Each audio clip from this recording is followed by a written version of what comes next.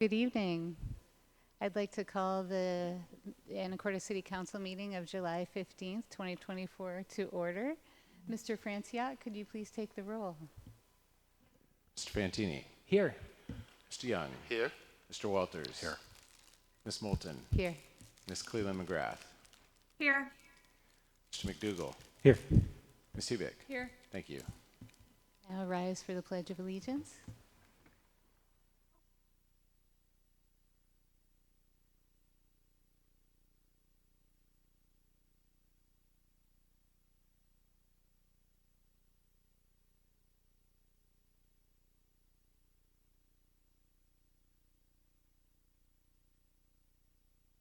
So we will move on to the consent agenda, items 3A and B. Mayor Pro Tem Moulton, Yes? I move we approve the consent agenda. Second. Motion by Mr. Young, second by Ms. Hubick to approve the consent agenda, items A and B. All in favor, say aye. Aye. Aye. Any opposed, say nay. Okay, motion passes. So tonight, as we all know, thanks to everyone for coming early. This is a council work session, so the format of it will be a little bit different than usual. It's a study session for us for the comp plan. This is really the kickoff as it gets started. So we do have a public comment that was submitted earlier that's in the written record. And I see that Mr. Turner has signed up for a public comment, and I believe it's to do with housing. And if it is to do with the comp plan and your petition, we would like you to speak then. Is that the case?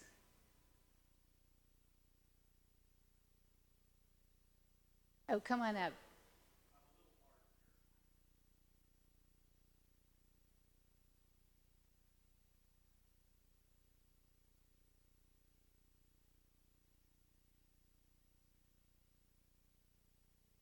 Sure.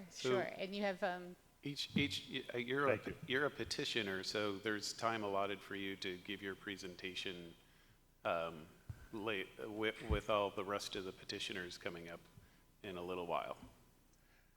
You want me to wait? But I think that would be best. Yes. Okay. Thank you. Okay, so I don't see anyone. This was to be things for not on the agenda if we were going to have public comment right now. So I don't see anyone online. So okay. So we will move on to our main business of the evening and the format of the night. So Mr. Coleman, our planning director, will give us a general introduction of the comp plan process, and then he will describe the docketing process, and we'll move on to the petitions that have been submitted. Mr. Coleman, thank you. All right, thank you, everybody. My name is John Coleman. I'm the director of the Planning, Community, and Economic Development Department. So tonight, I'm going to be giving a presentation about what we're trying to achieve tonight, which is fairly wide-ranging. So right here, I have an explanation of what we're trying to do tonight. So first, I'm going to give a very brief overview of the 2025 to 2045 Comprehensive Plan Update process. Now, over the past several months, I've given a lot of this information out, so I'm going to breeze over this part quickly because it's all available on previous presentations that I've given. But it sets the background, and I like to kind of compile it all in one place, so as people go to look at these later documents, a lot of that information is there. So I'll breeze through that. And then I'm going to get into explaining what the docket process is. And then we'll have presentations from the 6 petitioners that submitted comprehensive plan or development regulation petitions. And that's what we were referring to, Mr. Turner, is we'll give you 5 minutes to present what you're hoping to achieve with your petitions, as well as the rest of the petitioners. Then we'll move on to a more staff presentation about required comprehensive plan updates. So I'll get into the details of what the city is going to need to do in order to meet state regulations for the comp plan update. And that's, we've talked about that at the open house and at various other times. There's a lot of things that need to be achieved in this 2025 update that have never needed to be done in a comp plan update before. So this 2025 update process is heftier than a typical update, which typical updates on the 10-year cycle are already very hefty, so this is extraordinarily heavy. Then we're going to move on to the council discussion. So there won't be any action tonight from council, but this will be the council's opportunity to discuss what they want to achieve and put in perspective what needs to be achieved, what has been petitioned, and that will put you on the road towards being able to decide which of the requested petitions you might want to put on the docket based on what you want to achieve and our limitations in time and staffing and all of those. So I'm going to get into a lot of that in my presentation. We're planning a public hearing on July 22nd, at which time the council will have the opportunity to act on the docketing decisions. And I thought I'd also like to point out, tonight we have on Zoom our consultants from Makers and our land capacity analysis group, as well as I think we may have somebody from Parametrics who's doing the climate element update and a lot of the hard science behind that. And the goal of that was, as the council had asked to have the opportunity to speak in front of and maybe ask questions to some of those consultants to make sure that the consultants understand hear firsthand from the council what your goals and objectives are for this update process. So that's what we're going to do today. We're just going to talk about all of the things that we need to do and want to do, and then hear from the petitioners, and then move on to more discussion. So with that, we're doing our 2025 update. It's a 20-year periodic update as required by the Growth Management Act. We're going to be working largely from the 2016 comprehensive plan, and all that information is available here. When we put this when this gets up on the website, this will be linkable so people can go directly to all of these documents. The major new thing, we're going to be doing a brand new climate element, and we're going to be completely redoing our transportation element. But otherwise, we're going to be working with what we have, the rest of the elements in our comp plan. As I mentioned, the GMA has mandatory topics to review and revise our population projections, employment projections, the amount of available housing options for new residents, included breaking that down by area median income. We're required to have a climate element, which is a sub-element for resiliency and a sub-element for greenhouse gas emissions. We are, as part of our population and employment projection review and housing review, will determine if we need to expand our urban growth area. We also have to, and if we do that, we need to get an application with the county at the end of this month. They notified us on Thursday that we have until July 31st to get that application in. So that's going to be very significant for one of our petitioners who's requested urban growth area expansion. We're also updating our critical areas regulations, including a best available science review as required by the Growth Management Act.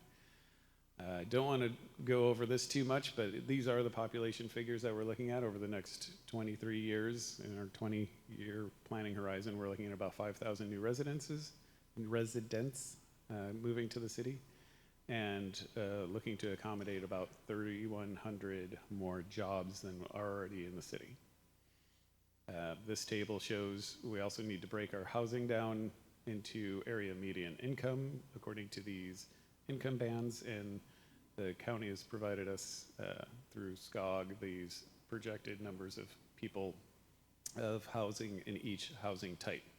Another side note here, we just heard today officially from the county that the county is no longer able to plan to accommodate any housing in the 0 to 50 AMI bands, because that's the new Department of Commerce guidance. So these numbers are going to change a little. It'll probably just add a few dozen houses, more residents to each of the 0-30 and 30 to 51. We just received notice that they're planned to do this based on Commerce guidance, but we haven't seen the official figures. But just bear in mind that these numbers are likely going to change. We are so as part of these population and employment projections, we've studied our land capacity to see how much land we have in the city and how much new development in each type of zone can be accommodated in the city limits. And through that analysis, that land capacity analysis, that'll help guide us to determine if we need to expand our urban growth area or if we need to change our zoning capacities, new zoning designations, or change the number of units allowed in various zones, or a mix of each, whatever we need to do to accommodate our projected growth. And as we've seen before, what our current zoning is, it looks like we should be able to manage the projected housing and employment growth. However, we haven't broken it down finally by the type of housing yet. Plus, now we're learning that we're going to be receiving potentially additional residents need to accommodate additional housing in the 0 to 50 income bands. So we're going to have to likely go back to the drawing board, but tweak our figures on this and update our land capacity analysis.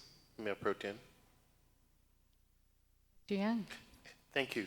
Just, I know you have a presentation coming up, but did the county say why it will not be able to accommodate any more of the 0 to 50 or whatever Yes, AMI? because 0 to 50 AMI housing, thank you for asking. I should have spoke to this more clearly. That's largely handled by multifamily housing, because the way the Growth Management Act stipulates you can't have higher densities in rural areas. That means you can't be putting apartment buildings out in the county where there's no services or roads and sewer. And so the Growth Management Act says higher densities like that should be in cities. So it does make sense that the 0 to 50 income bands are going to be in cities, and then it'll be, so the county's allocation, which was only 10% of the 0 to 50 AMI anyway, is going to be dispersed amongst the rest of the cities based on the same formulas that we use to disperse the rest of the population to the cities. Got it. You're saying all of the cities, including Mount Vernon. Yes. Okay, thank you. And we don't know what those numbers look like yet, but we'll be getting those. We also passed a public participation plan, which identifies how we're going to communicate with the public. And on that plan, we had this docketing work session included in there. So this is part of our part of the public participation plan strategy. And this is the timeline, and you can see right here is this green star. That is the docketing public hearing. You can see that's tentatively scheduled for July of 2024. So as I said, we intend to have the docketing public hearing on July 22nd. So we're right on schedule with that. Here's our zoning map, because everybody likes to see maps, and it's important for people to understand what our land uses are currently. And I wanted to have it all here for people to review as they're using this as a comprehensive review document. Okay, so that moves us into what we're really here for tonight, which is the docket process. So our municipal code, the Anacortes Municipal Code, Chapter 19.16, provides for an annual process for receiving petitions to the comprehensive plan and implementing development regulations. So I'll be saying comp plan, meaning comprehensive plan, and I'll be saying development regs or dev regs. Those basically are zoning codes. So community members have the opportunity to propose amendments to the comp plan and development regulations, as does City Council. This process is known as the annual docket. So like I said, the council can add items, or people can submit petitions to the city to make changes to either the comp plan, the development regulations. And changes to the comp plan include zoning map and future land use map changes. We'll also be using this 2025 comp plan update to make changes as required for the Growth Management Act, so compliance with all the new GMA regulations, which are a lot. The docketing process, annually petitions are due March 30th per our municipal code. Because of the complexity and scale of this periodic update, it's going to take multiple years. We're budgeting about 2 years. We started early this year we started late in 2023 on this review process, and we'll be doing this update all the way through the end of 2025. Because it's such a large amount of work, and which was required us to start early, it's not really possible for us to be accepting annual docket petitions in 2025, because we'll be most of the way down the road, and for anybody to submit petitions at that time is not going to benefit them, and the city's going to be, we're going to be making all sorts of policy and goal and objective decisions long ahead of that. So instead of so what we've done is the 2024 deadline was extended until June 30th to allow people additional time to get into this 2025 update cycle. And so we had that extended period open to June 30th and received several docket petitions. Those are all in the packet as presented by the petitioners. So you have all of the information that we've received, and all of that information is available to all of the public for review, and hopefully people have had the chance to review it, because there's quite a lot of information there. We have,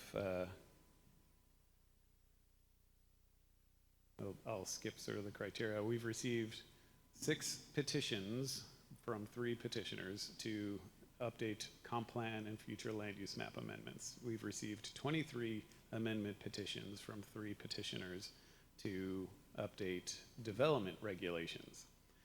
In addition to this 2025 docket, we're including the petitions that were deferred from the 2021 docket, which included 4 comp plan amendment requests and 10 development regulation amendment requests.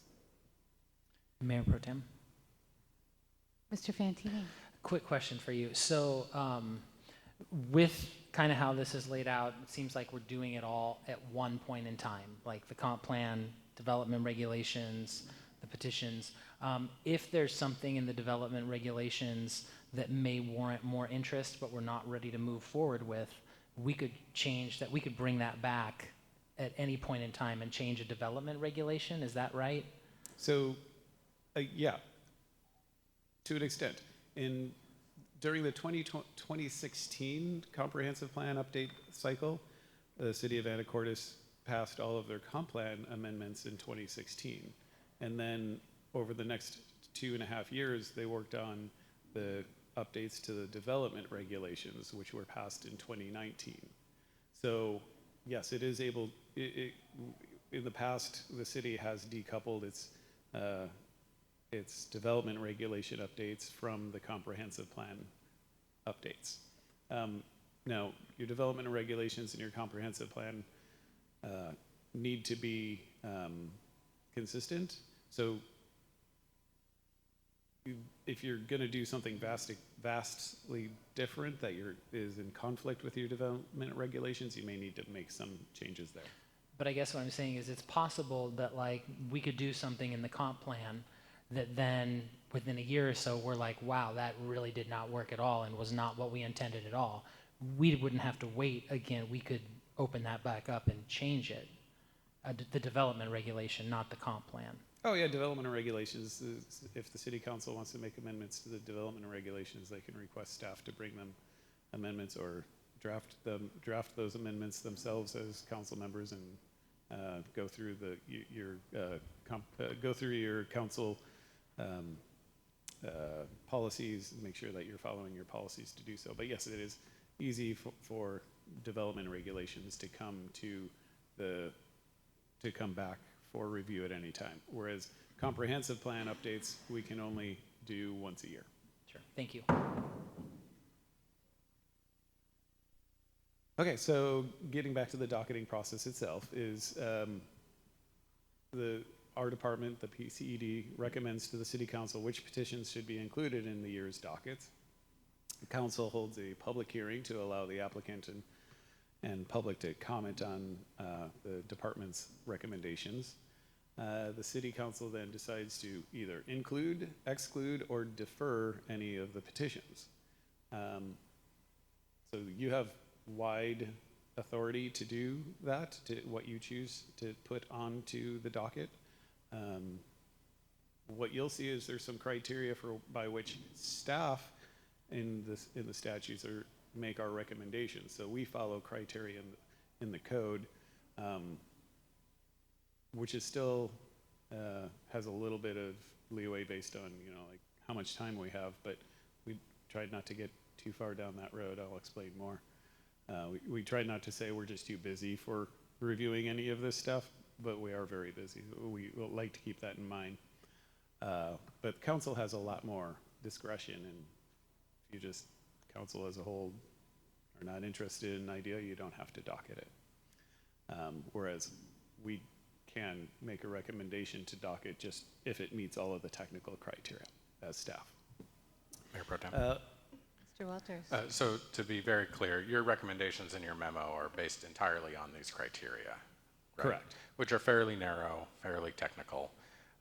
Nowhere in your memo do you say this is or is not a good idea from a generic planning perspective. Correct. Okay, so if we were to ask you, you might be able to go beyond your recommendation and provide us some additional insight? Yes. Okay, keep that in mind. Yeah, so staff did not pass judgment on like whether it's a good idea.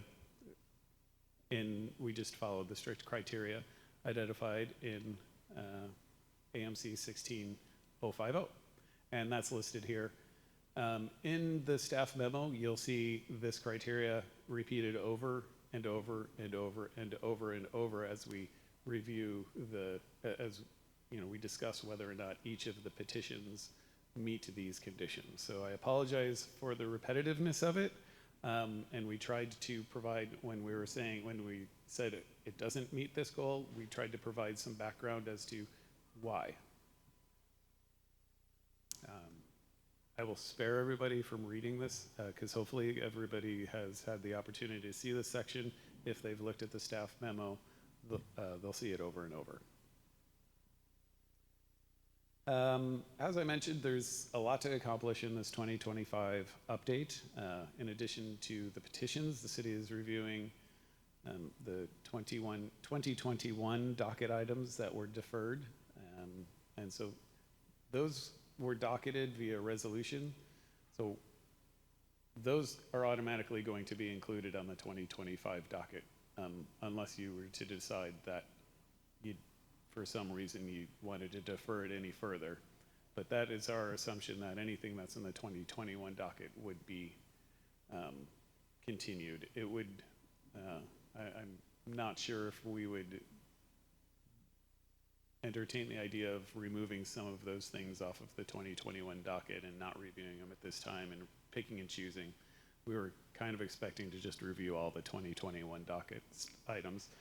And staff has done a lot of work on those with the Planning Commission in the past, so we're pretty far down the road with a lot of those, so a little bit of work's been done on them at least.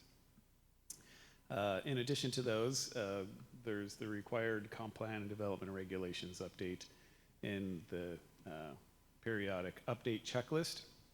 I'm going to go over that checklist a little bit after the petitioners speak. I wanted to let everybody talk before I went into more detail about what are the things that we need to address in our in this periodic update.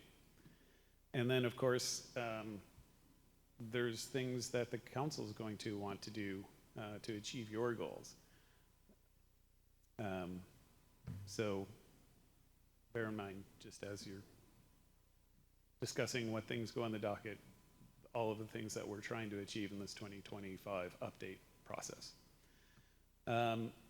So as far as the 2024 petitioners, and those of you in the audience that are here to present, get ready, your time is coming up here rapidly. I'm going to let you speak. All of the petitions are included in the agenda materials, as I mentioned earlier. Our staff recommendations are also included those, and we just discussed that already. Petitioners were invited tonight to present. Per council request, 5 minutes per petitioner has been allotted, followed by the opportunity for the council to ask follow-up questions. So with that, these are the people that were the groups that will be presenting. I think these are in the order that we received them. And I'm going to close this because I know that some of the people have their own information that they want to present to the council via PowerPoint. So I'll close out of this. We have a timer here. This little tower right here has green, showing that you still have time remaining. I believe at a minute or 30 seconds, you get the yellow. And then when the red flashing, that means your 5 minutes is up. And we also have a timer on the screen for those that are not in the room. So with that, any representatives from Signal Hill to come up and present. Thank you, Mr. Coleman. I just would like to reiterate for clarification that we will not actually be deciding whether or not we're docketing anything tonight. This is an informational session where each petitioner has 5 minutes to speak, and then the council has the opportunity to ask clarifying questions of the petitioner and/or staff.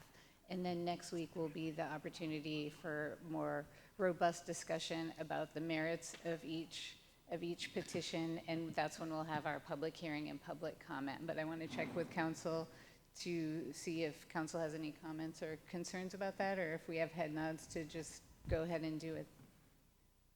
I'm seeing nods. Okay. Mayor Pro Tem? Okay. Yes. I did have one clarification I wanted to make in regard to the time limit thing. That I believe was made at the planning committee, not at the council level.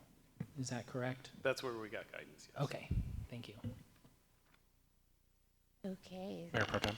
Yes, Mr. Walters. I guess it just was made at the council level, though. Right. It was a recommendation of the planning committee, but I just asked for the head nod if that was acceptable to everyone.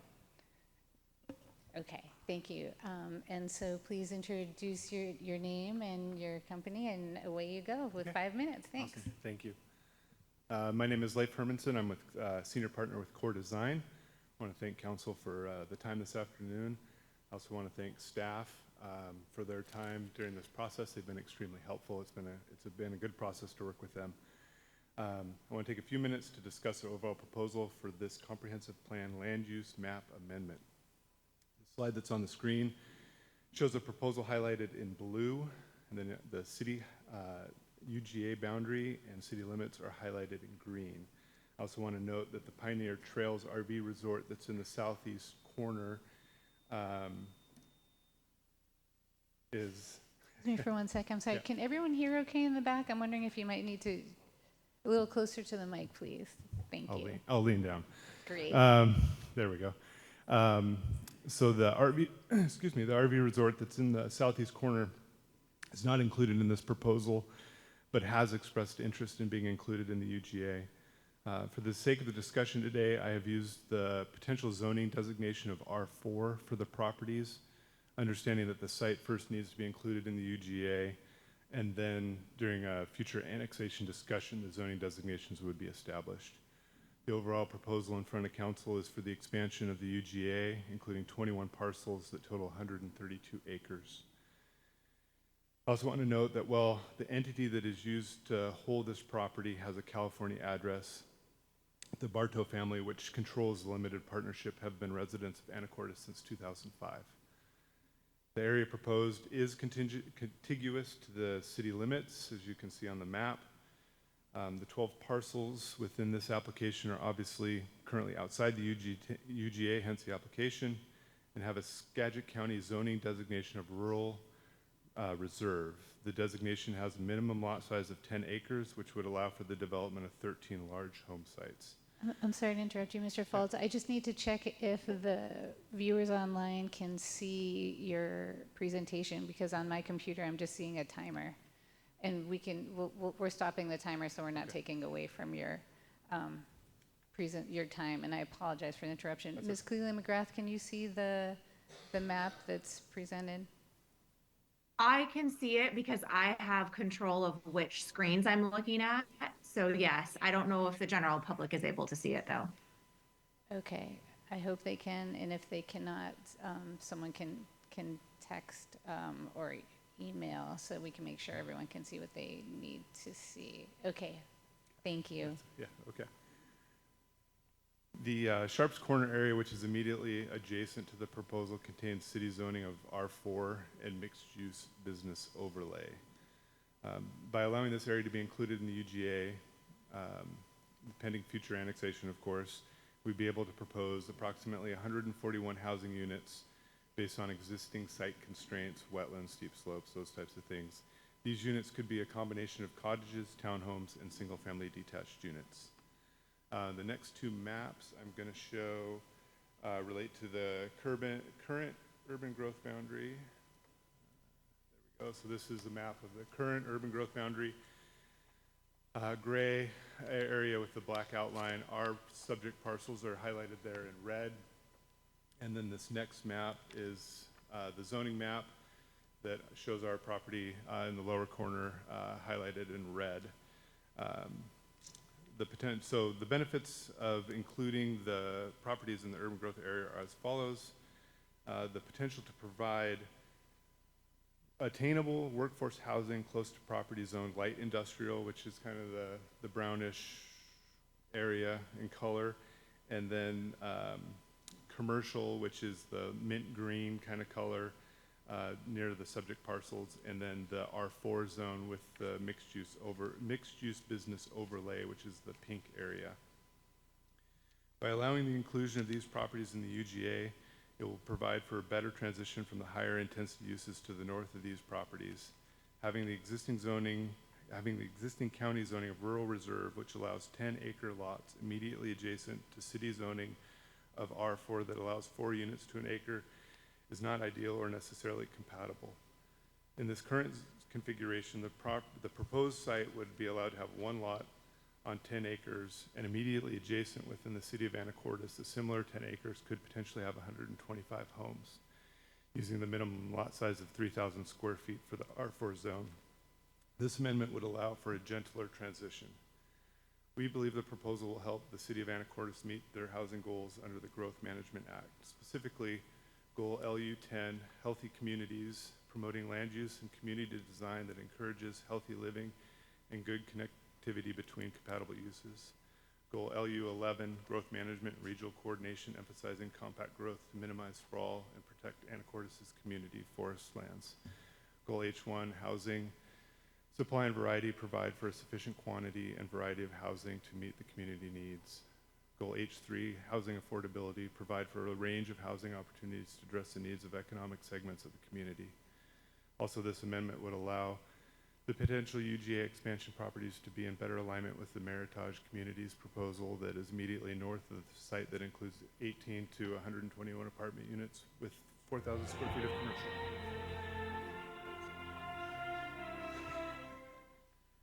I had one more bullet point, but I don't think I got quite to it. That was quite the finish. You can go ahead with your last bullet point, and then we Yeah. can do the finale music again if you like. So if included in the UGA and this then annexed to the city, these properties would be able to provide a variety of attainable housing versus current zoning that allows only 10-acre lots with a single-family detached house that is not necessarily attainable or classified as workforce housing. Cue the music. Thank you, Mr. Yeah. Folds.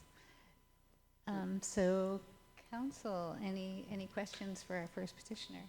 I have one question, Mayor Pro Tem. Sure, Mr. Young. How much is the current acreage now?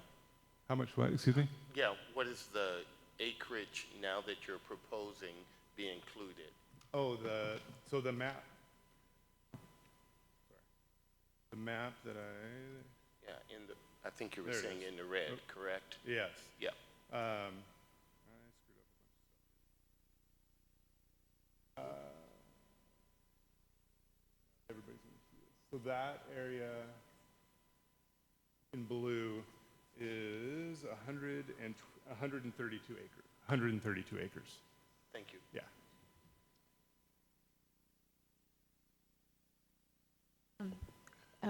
Sorry, I'm a little bit distracted because we still don't have the viewing that we need of the screen for the public that's online. So I'm not sure which staff member to ask to do that. But if we could make that happen, that would be fantastic. Mayor Pro Tem, Ms. Shu? we understand that that participants are on YouTube are able to see the slide deck, but it's on Zoom that we're having a problem. So we are going to go ahead and remove the timer to see if that will resolve it. So we will refer to the red, yellow, green light. Great, thank you very much. And I think Mr. Fantini, Yeah, you had Mayor a Pro question. Tem. Yes. So I just wanted to get some of those numbers correct, because you mentioned potential of adding 141 housing units, and then you mentioned 125 housing units. So Yeah. what? Yeah, so big numbers, and so I wanted to clarify. So the 141 housing units is based on existing site constraints. So we've done a layout after we've gone out and looked at wetlands and steep slopes. And so of that 132 acres, we've looked at townhouses, cottages, and single-family homes, and we were able to provide 141 homes. The R4 zoning, just taking a broad perspective of it, at the minimum square footage of 3,000 square feet per lot, if you take 10 acres, which is 435,600 square feet, divide the two, that comes up with 145 total units allowed. But you have to provide open spaces and roads and stormwater drainage and all that stuff. So we backed that down to 125, just for comparison's sake, not anything that we actually contemplated or drew up. Okay, thank you. Pro Tem, Mr. McDougall? thank you for the presentation. Yeah. You mentioned at least portions of this property would be kind of unbuildable due to slopes and things like that. Mm-hmm. Is it basically like if, I guess on the plot map picture, is it basically the western sort of parcels would be essentially that steep slope area? Yeah, yeah. When we contemplated it, we were proposing higher densities closer to the existing R4 zone, transitioning to larger lots when it became steeper and there were more sensitive areas to provide that transition. And the portions that basically the western end of the property, like Yeah, very borders steep, the forest yeah. land, the Yes, forest lands, right? Yes, Okay. yes, exactly. So, Correct. and that's potentially unbuildable up there? Correct. Okay, cool. Thanks. Could be an option to buy. Mayor Pro Tem. Mr. Walters? Do you have a map of those unbuildable areas due to those critical areas? We have site plans that we could make available, but didn't want to get over our skis on Sure. anything. I so- would just be interested in the unbuildable areas. Okay. The areas you don't anticipate being able to build. Yeah. Because we could, I'm certainly not implying that we're inclined to docket this, but we Right. could docket a portion of it. Right. And you might be concerned that that might decrease your dwelling units that you could develop, but we're not limited to the R4 zone. We can create whatever zones we want Correct. and manipulate things that way to achieve whatever our goals are in the land use zone. So I would ask that you provide Yeah, I can get that to a Libby map and then. of the unbuildable area. Yeah. And then also, not answer this now, but answer the question sometime before our docketing public hearing as to whether you would consider transfer of the unbuildable area to the city into the ACFL.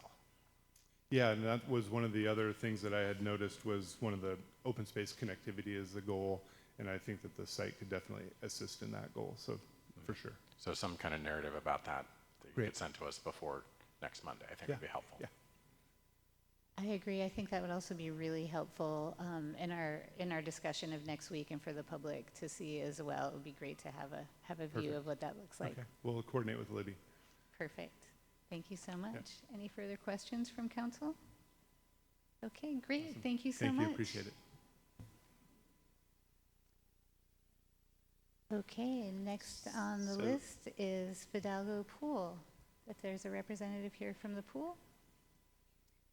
I don't see anyone. Theirs is a pretty straightforward petition, and we'll consider it next week. So we will move on to the Port of Anacortes. Mayor Pro Tem, Yes, Mr. may I Young? ask a question of Ms. Granger, if it's okay? Of course. Yeah, thank you very much. Would you tell us a bit about the existing public land use designation and the, what does that mean? I mean, I guess what it means, and I know you would tell me, is that because we have not only the facilities we have the senior center, we have the pool in that particular area, it's designated as public. What does this change mean in what it will allow? It's just putting everything together, and that's so any further development may be necessary? Could you tell me a little bit about that? Sorry, I hope you know what I'm yeah. asking, but I'm trying to get to that designation of public versus what they want. Yeah. Yeah, I think the intent is that the, assumedly in the public zone, public facilities are a permitted use. The code could really use some scrubbing for the public use zone, and that is one of the things that you'll see in the staff report was that the staff is suggesting that potentially as part of this process we look at splitting the public zone and creating a different open space zone so that, because right now the ACFL parklands are also public, so we have public facilities and open space and parkland under the same designation. So to separate it out would allow us to craft regulations that are more aimed at what those two different types of public or open space areas are. Thank you. You answered my question, and I think it also helped the public to understand what they're asking for. Thank you.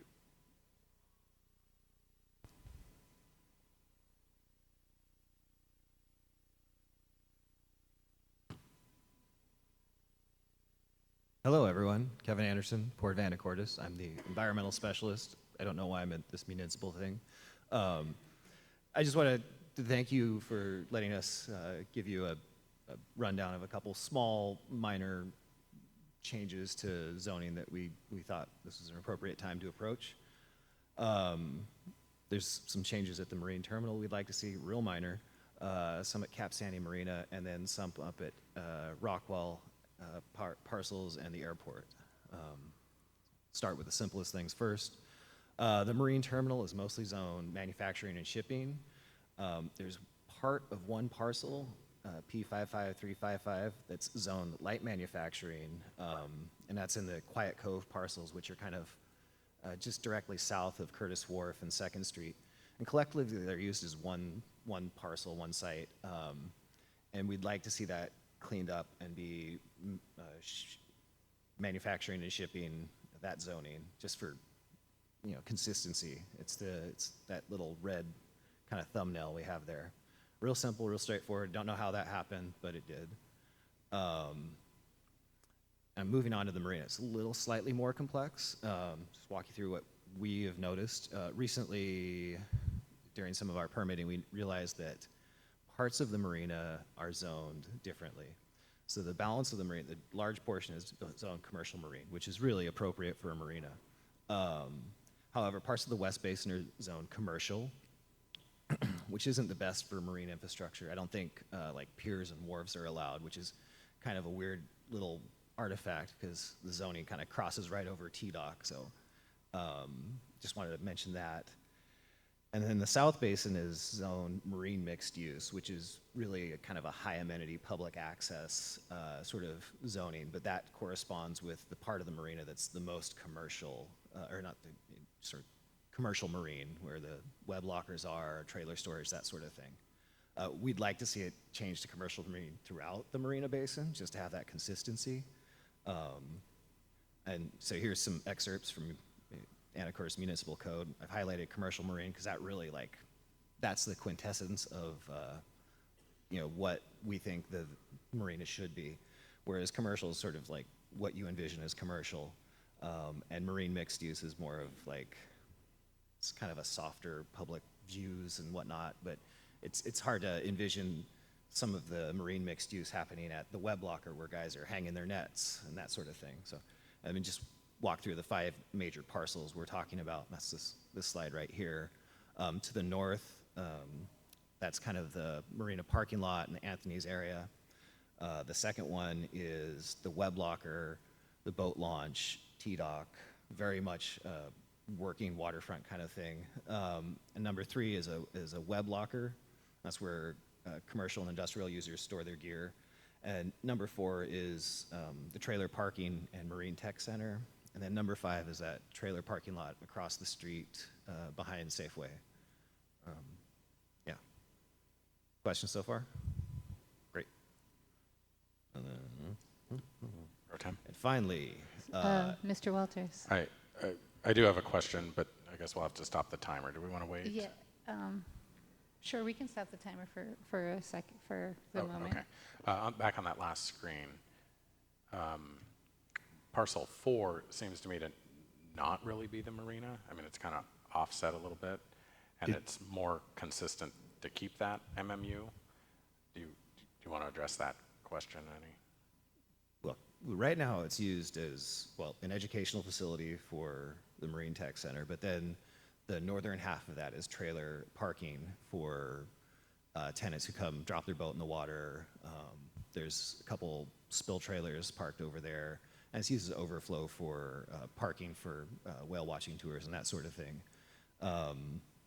Generally, I think we view it as sort of that use of commercial marine, and maybe, I mean, there are paths and views and amenities there, but that's not the focus of that spot right now.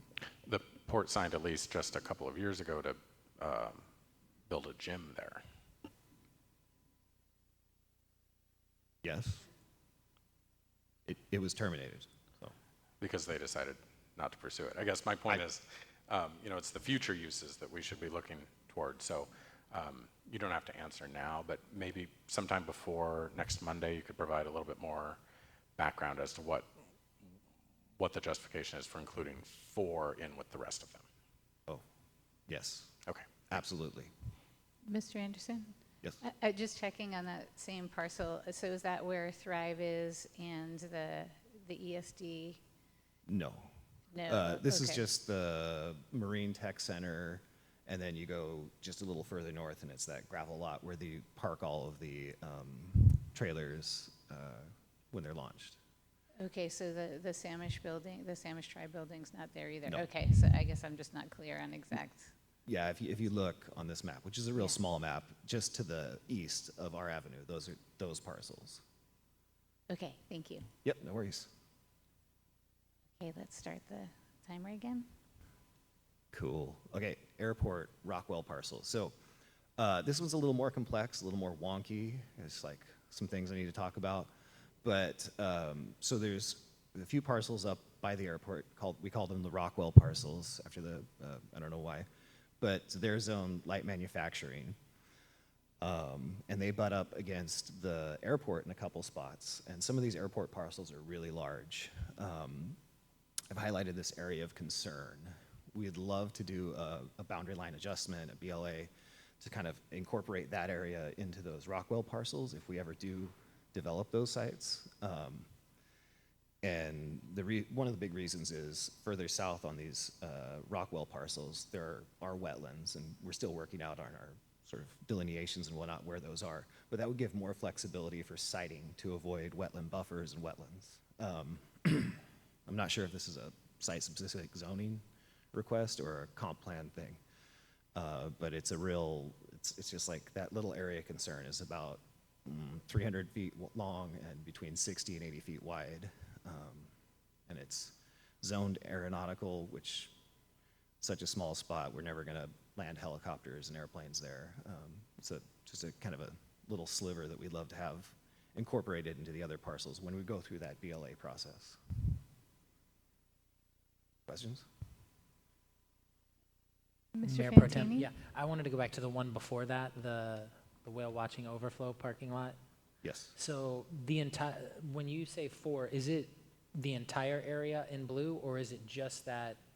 So if you It's look, just- there's a faint yellow line, and that's the Got it, okay. parcel in general. Not the blue blob is the overlying zoning. Sorry, I didn't include a. That's okay.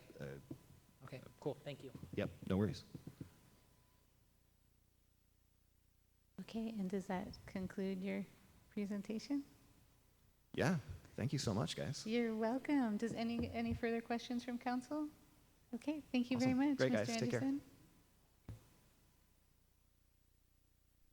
Okay, next on the list is MJB.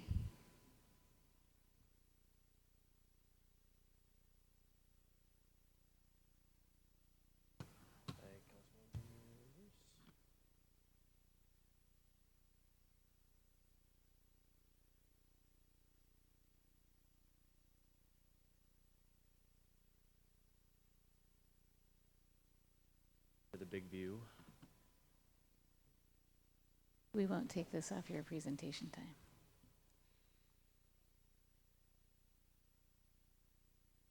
Here we go. All right. Hi, my name is Jimmy Blaze. I'm with MJB Properties. We have a number of development regulation changes here to propose, and so we'll be talking fast and can come back for questions if anything comes up. So first of all, for the land use table allowed for the industrial zone, proposing a number of changes, first changing the community center to from a conditional use to a permitted use, adding daycare facilities as conditional uses, and indoor recreation as a permitted use. This is in light of our efforts to try to build a youth center on the industrial property just to the south of the skateboard park, as has been presented here before, trying to fast track this if it ever does get the funding that's needed, and allow ancillary uses of standalone buildings if we need to add on to this in the future.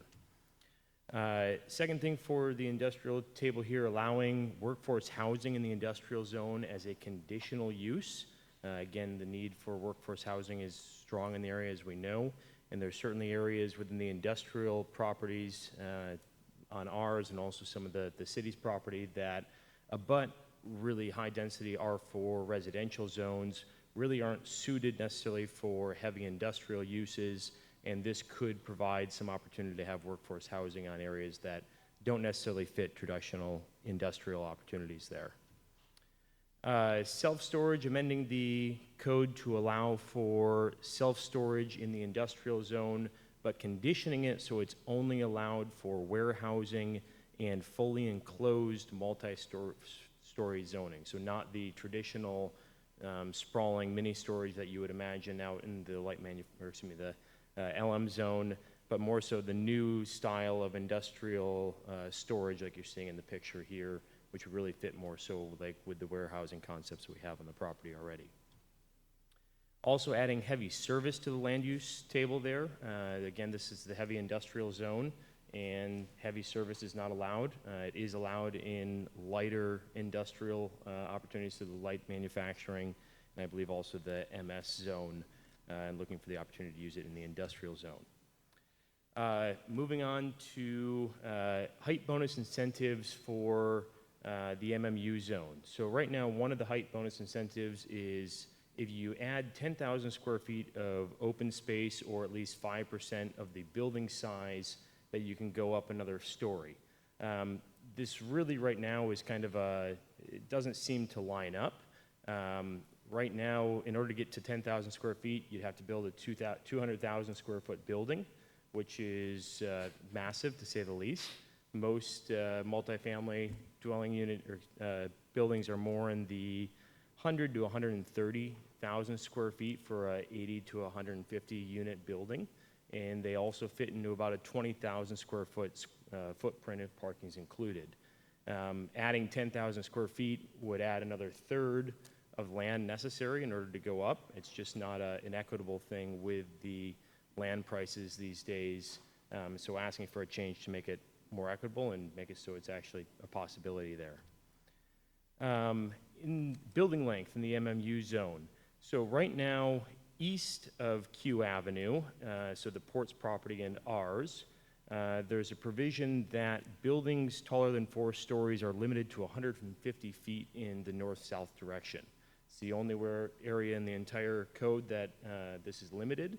Everything else in the MMU zone, say shoreline and others, is limited to 200 feet in width in the north-south direction. We'd request that that's removed from the code language, and 200 feet is used as the standard. Right now, it doesn't quite make sense to us that you're limiting to 150 feet if you go above that base height, especially seeing how there's already central waterfront corridors, view corridors, and things that are included in the code. You already have to go through articulation standards, massing standards, view studies if you go over that base height, and so it's just one more piece, again, that prohibits development or increases costs and limits good design. Building setbacks in the CBD and MMU zone. So right now proposing 2 different options here in order to either A, clarify the code, or B, allow more opportunities for better design. First would be absolutely eliminating this section of code, which requires setbacks of 8 feet on the upper floors of buildings that exceed the base height. Right now, it's very unclear in the code as to what that setback encompasses. It kind of reads right now where if you're above, you have to sit back 75% of the entire building side. So I'm going to go really fast here now because I have a lot more here. Removing landscape and open space from 60% site area calculation from the MMU zone. Right now, the code pretty well discourages the building of more open space and landscaping because that counts against our residential capacity in the zone. I have more slides, but I know my time is up, so you have the rest of the proposals, and happy to go through those at a different time. Thank you, Mr. Blaze. How many more slides do you have? I believe I have 3 or 4 here quick. So If council agrees, I think we could add another 2 minutes. I'll talk very fast. We have 2 more minutes, Mr. Blaze. Okay, perfect. Curb cut width, right now, the maximum curb cut in the city that's allowed is 30 feet. Adding a provision that would allow the Public Works Director to approve otherwise. For an example, right now, our travel lift in the industrial zone has a 36-foot wheelbase. So we could not actually build a curb cut to get over to our industrial building to repair a boat right now as allowed under the code. Building setbacks, there's some interesting language in here where it conflicts with itself as to whether or not balconies are allowed within a 15-foot building setback. Your diagram in the code language basically shows it's not, but section B of this does allow it and section C does not. And so again, looking at the code section to try to clarify whether balconies are allowed, and we would promote them to be allowed in that setback except for when you're actually in those view corridors. Shared roof decks, trying to clarify that if multifamily buildings are in a horizontal mix of uses, they can get 100% of the open space credit on a shared roof deck, and not just if they're in a vertical mixed use, again, trying to promote better commercial spaces and not just unused commercial spaces at the bottom of buildings. Would also recommend that you take a look at the top of buildings provision here where we have a number of roof decks that are 1 floor down and still meet every intent, but again, this is a code thing that probably needs to be cleaned up. Roadway design, just adding into your existing code that public street design could also be considered for Woondorfs or public shared streets and not just internal or driveways. And then temporary signs, asking that you allow temporary window signs and temporary construction screening, which currently isn't contemplated under your code. This is generally used in development in order to make sure that you just don't have all the tools and other things open and seen from the public as they're walking by, and again, in a temporary nature. So thank you for the extra time. Welcome your questions. Thank you very Mayor much. Pro Tem. Mr. Walters. Question for you. I think a lot of these proposals make a lot of sense and many of them are slight modifications. Roof decks that aren't on the top of buildings make a lot more sense to me, especially where it's a significant building, because you can obtain wind protection, which is obviously an issue here. One of my questions, however, is about one of your first proposals, change the public park requirement. I take your point that 5% doesn't generally yield 10,000 square feet, but are you contemplating development whereby we could prescribe some minimum park size larger than 5,000 square feet, so long as, but multiple buildings would get the bonus, so it would be aggregated? Yeah, certainly. If you want to provide an aggregated option there too, Ryan, I mean, that's, we'd be happy with that. We're just saying for a building, limiting it at 10,000 in order to get that extra height. It's not going to be used because providing 10,000 square feet is too cost prohibitive and isn't going to get us, the developer, the bonus that you're really getting for adding that extra. Sure, and park space is probably one of the most desirable things that we would like to obtain. Certainly. But that requires to get it set up here so that you would actually use it. So an aggregate, maybe a minimum aggregate park size with 5,000, up to not less than 5,000 square feet, 5% for each building that takes advantage of it. Yep, I think that would work better for me, and it sounds like it might still work for you. It'd certainly be welcomed, and I didn't mention also removing the dedication. Is I know the Parks Department has had problems with us dedicating those spaces to the city, is they don't have the capacity to maintain them either. So you may remove that from the language. Certainly that's for more discussion. Your first item, I think, was additional uses in the industrial zone, and do you envision daycare? Yeah, we'll get to self-storage here in a second, but do you envision daycare as an accessory use or a standalone use? I would consider it accessory if it's in the building itself. It's a question mark to me of if that is still accessory if we have it in a secondary building. Again, if the community center goes in and 5 years down the road, the demand is great, and we want to include it more buildings, are those still community center buildings as accessory, or are those single uses that play off of that? And that's the question. So you're really talking only about the youth center concept. That is correct. And I think we could clarify that, maybe not quite as you've discussed here. And then your next slide, self-storage. Did you include like a really good sales pitch for that in your petition?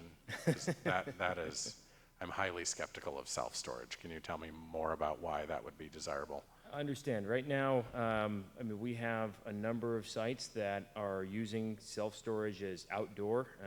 The port has disappeared now, but is constantly asking to rent more property for us for net pens, for random things, for fishing boats, and putting those inside. So in this, also the community, excuse me, Ryan, but the community has also, stated that they want more storage, especially for our marine trades business that we have down there.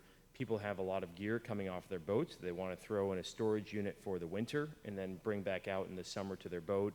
And this is where something enclosed that looks good and provides that opportunity instead of having to go out to the LM zone and the sprawl.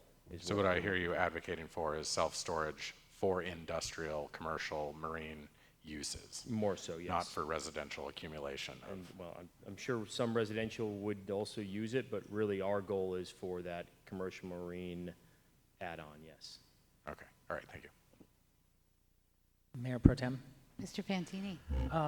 Thank you very much for your presentation. I really appreciate a lot of the clarity that you explained, and specifically with like the height and the view corridors, about how there's already language in our code that if we were to change some of this, there would still be a review process, there would still be, so I appreciate that clarity, because I know one thing is we're looking at changing codes, people worry that we're gonna put a whole big wall of buildings up there, so thank you for that. I also liked kind of your referral to the patchwork parks rather than, and I think this is what Mr. Walters was talking about, with rather than having, 4 small parks, just one nice park that is shared by many people. I like that as well.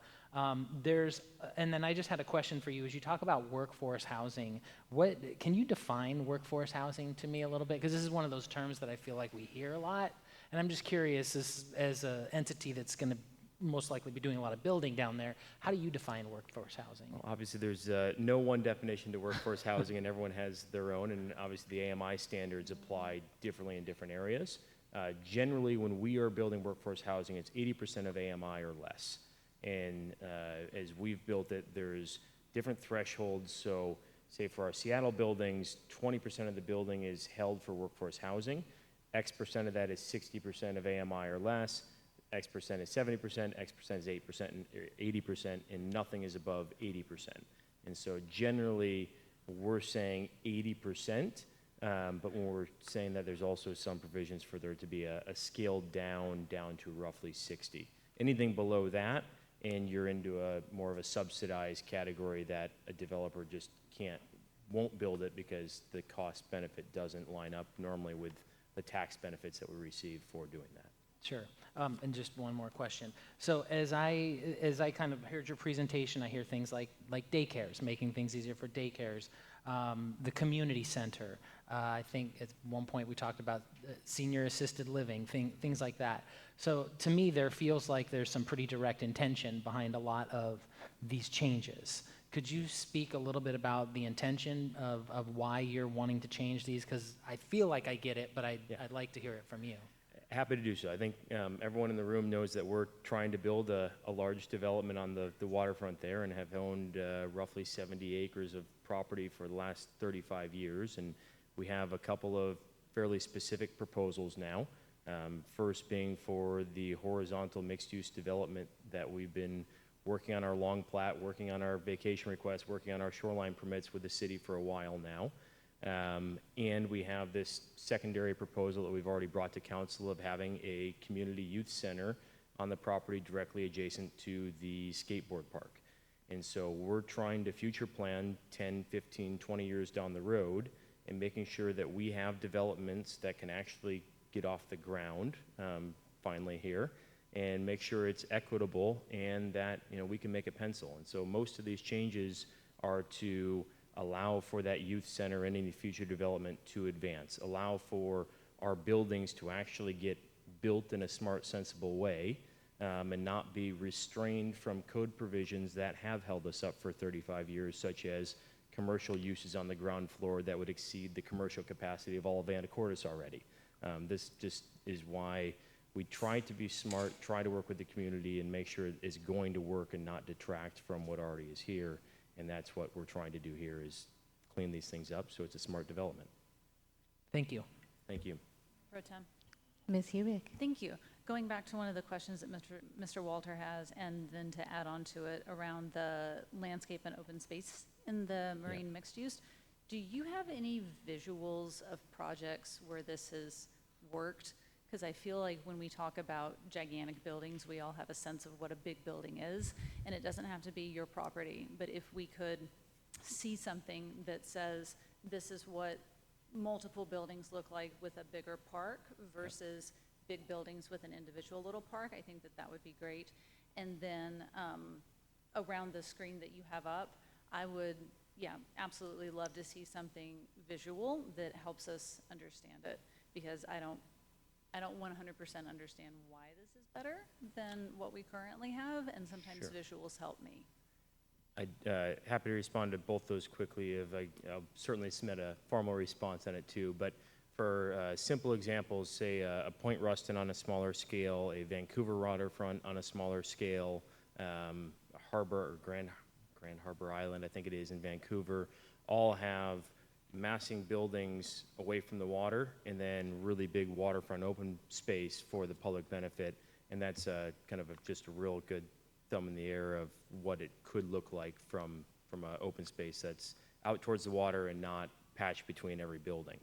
The 60% site area calculation, what that is right now the mixed use, the marine mixed use caps residential capacity at 60% of the site area for standalone residential uses. So for the senior houses, for the multifamily, for townhouses, you can only have 60% of the site area being used for that. Right now, your code states that the open space included in that and your landscaping included in that counts against your 60%. And so if we were to go in and put in a park that's double the size of what might otherwise be there, we would lose that residential additional capacity by adding more to that park. And so really our effective percentage would go down by adding more open space. And so removing this would actually promote us adding more open space because that open space wouldn't count against our residential capacity.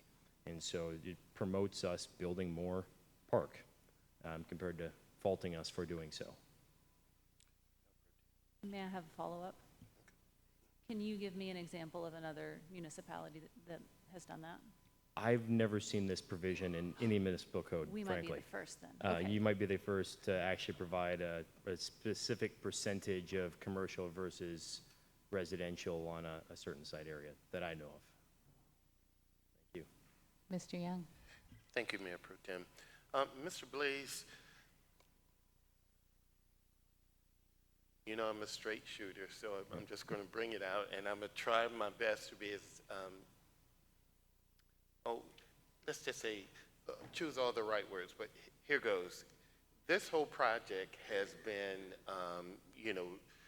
for some shrouded and unclear, hence the reason so many questions have come up.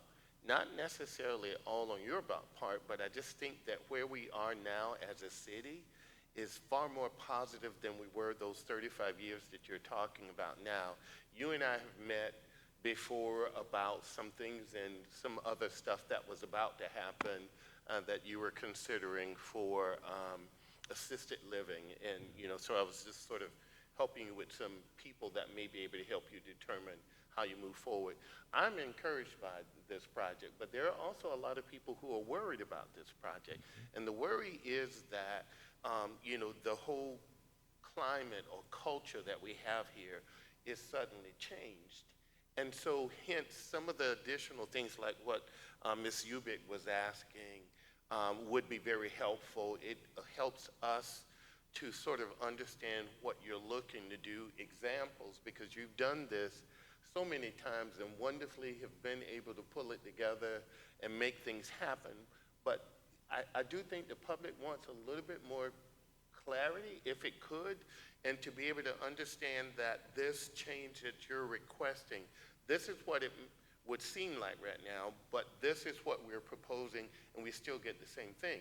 What that really does for people who are not construction people like myself, I try to imagine it, I try to figure it out, I'm pretty smart, but I just can't always visualize it. And so sometimes that visual thing is so important. So, but I understand caution, I do.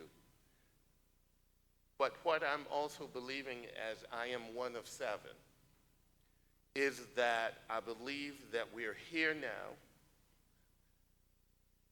It will be coming.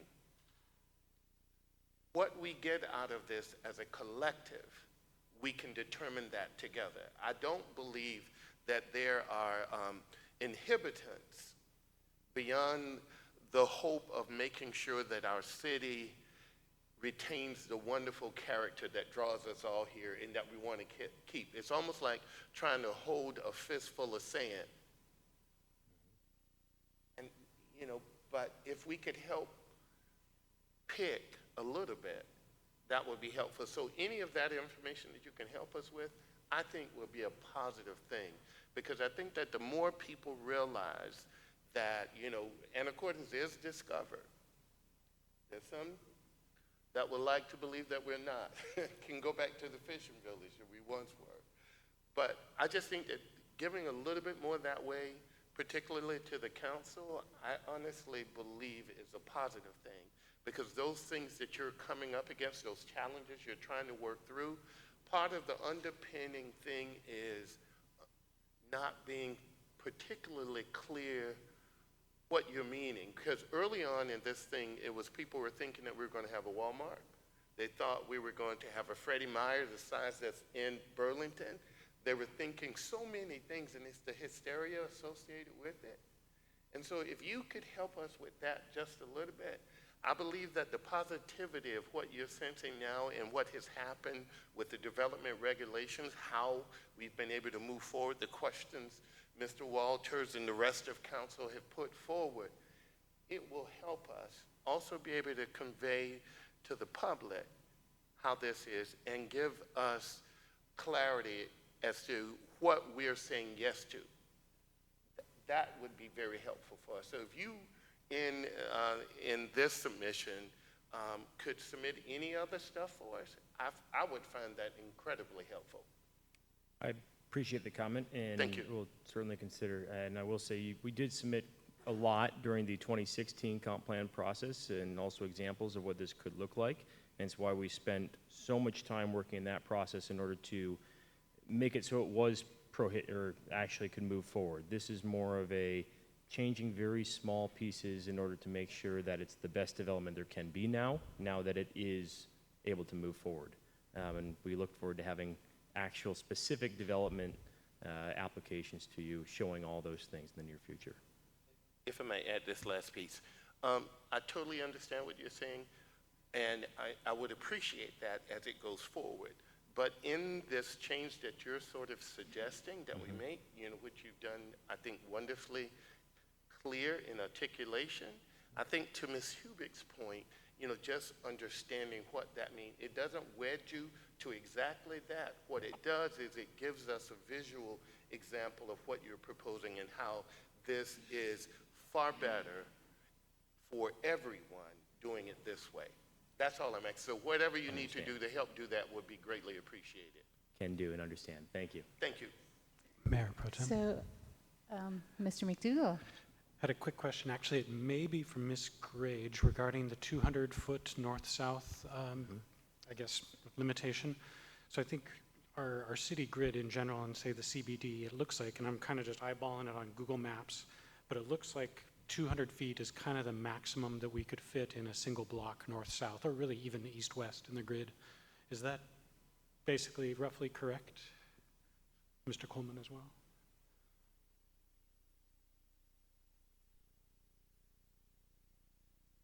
Ms. Grage is making her way up to the Thank podium. you. I'm sorry, you were asking what the maximum length of a Our building current within a block? regulation basically allows for up to 200 feet north-south, and it looks like, kind of just eyeballing it on Google Maps, say a block in the CBD would allow for a maximum of 200 feet, and then you're kind of done because the block is largely taken up. I think you're right. I think that each of these lots is 100 feet, and then a 16-foot alley, and another 100-foot long, and then the blocks are usually about 300 feet wide. Cool. So presumably, and I don't know what the future street plan would be, but I assume the street plan would not be like something tighter where 150 feet is like kind of optimal. It's probably going to be a street plan that is more like, our standards, so 200 feet is probably more optimal. Is that reasonable, that the street plan is probably not going to shrink for this new development? I think that's fair to say that we won't be doing a completely different street plan than what the city has, yes. Okay. So given, say, rough consistency, if the 150 limitation stays in place, that basically leaves this chunk, say, at the north end or the south end of that block where you're kind of like, could you reasonably Tetris something in there, or is it kind of lost? Yeah, it would either be lost, or you'd have a smaller building, or frankly, you'd have to orient your buildings completely different so that it would all be more, L-shapes perpendicular. and stuff. Yeah, exactly. Okay. And so you just wouldn't have optimal layouts of your buildings on the property. Okay. And I'm not suggesting we do this, but would actually a smaller limit actually be better than 150? Like, is 150 kind of the worst spot where, let's say the limit was 125, which would allow more space at the north or south end for something more optimal? Again, I'm not saying we should do this, just like, does that actually make it better, or does that actually not help? Short answer would be no. I mean, really, your building efficiency comes from building all of that building in one swath instead of breaking it up into, say, two different buildings that are 100 feet and 100 feet in order to get that 200 or 75 and 75 for the 150. It's really more about your building efficiency through that so that you can make cost work. Okay, thank you. Thank you. I have a quick question. Talking about code cleanup, the current language about the CBD and MMU zone setback requirements for buildings that exceed the maximum base height, and we're requiring currently a minimum horizontal setback of 8 feet along at least 75% of the facade. Clearly that needs to be cleaned up, because what we really mean is above the base height. But my question is about your proposed option 2, and you're asking for only the street-facing side for the setback. My question is about if there's a water side facing. Yeah. To me, just off the top, how do you feel about that? This is a conversation I've already had with John before on the block standards, especially as they apply to our property and how it's actually interpreted. Is we could have a potential where you have all 4 sides of the building have to have block frontage standards, and I don't have a great answer for that, frankly. It's one of those where normally there's a front and the back or 2 sides, and it's pretty clear which is which. And here we really don't have that. We would generally say that the waterfront in those buildings would be more so the front in the public-oriented space, and that's where you would want your design articulation to be compared to the back street-facing. But understand that this says we're proposing street-facing from an ease of definition right now, more so than a practicality exactly for our zone, as this applies to both the CBD and MMU zone, and not trying to make it exactly code-specific to our property, but more so cleaning up the language for the entire city here. Okay, so that sounds like a further conversation. Much more. Okay, great. Any more questions from council? Well, thank you so much. Thank you. Appreciate the time. Okay, and next on the list is Mr. Bowman. Is he here, or? There he is. Okay, great. We'll give you a minute to.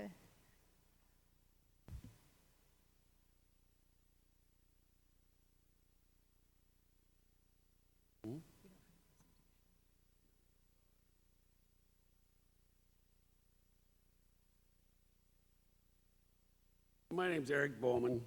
I own some property that is zoned light industrial, or LM1, and I would like to propose an amendment to the comprehensive plan to allow indoor recreation use. And it's kind of funny that I'm here before COVID, working with Don Meismer. We had it all cleared up to go ahead and put this building up. After COVID, the gentleman that took Don's place looked it over and said, "Sorry, Eric, it's not permitted." So here I am. So that's what I'm requesting. Any questions?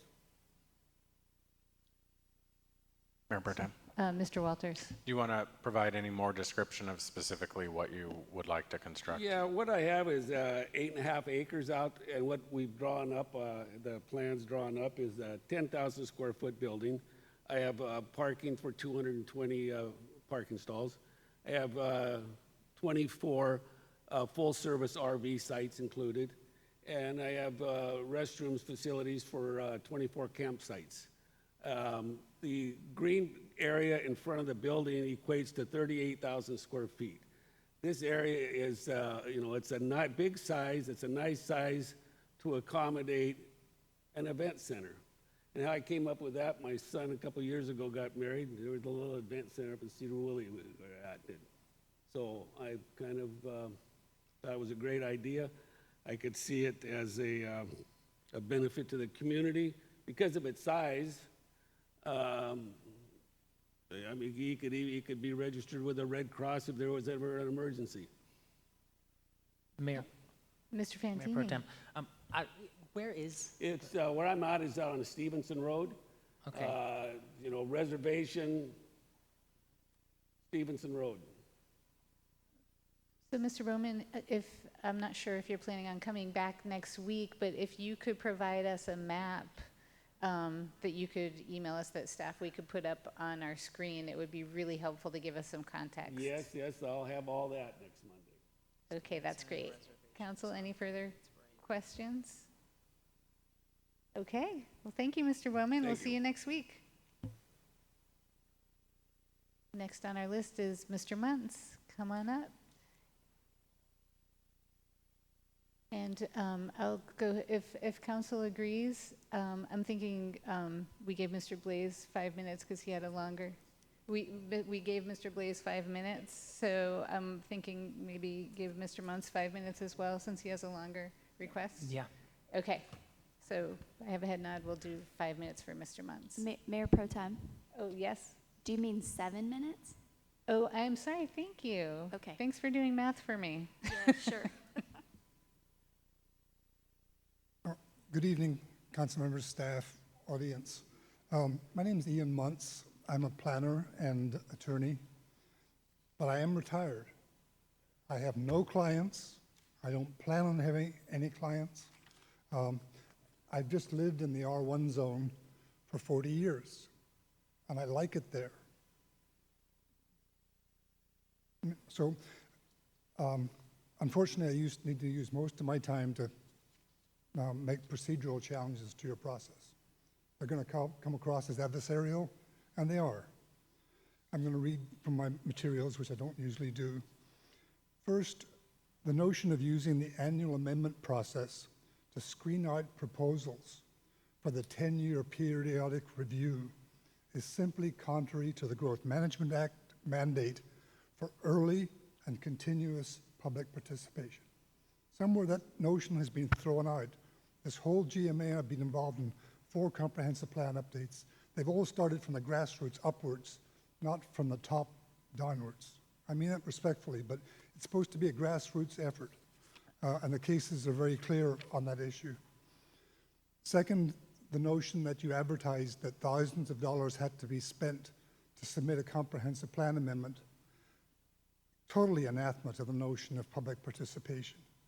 And it can only have had a chilling effect on the public submitting applications.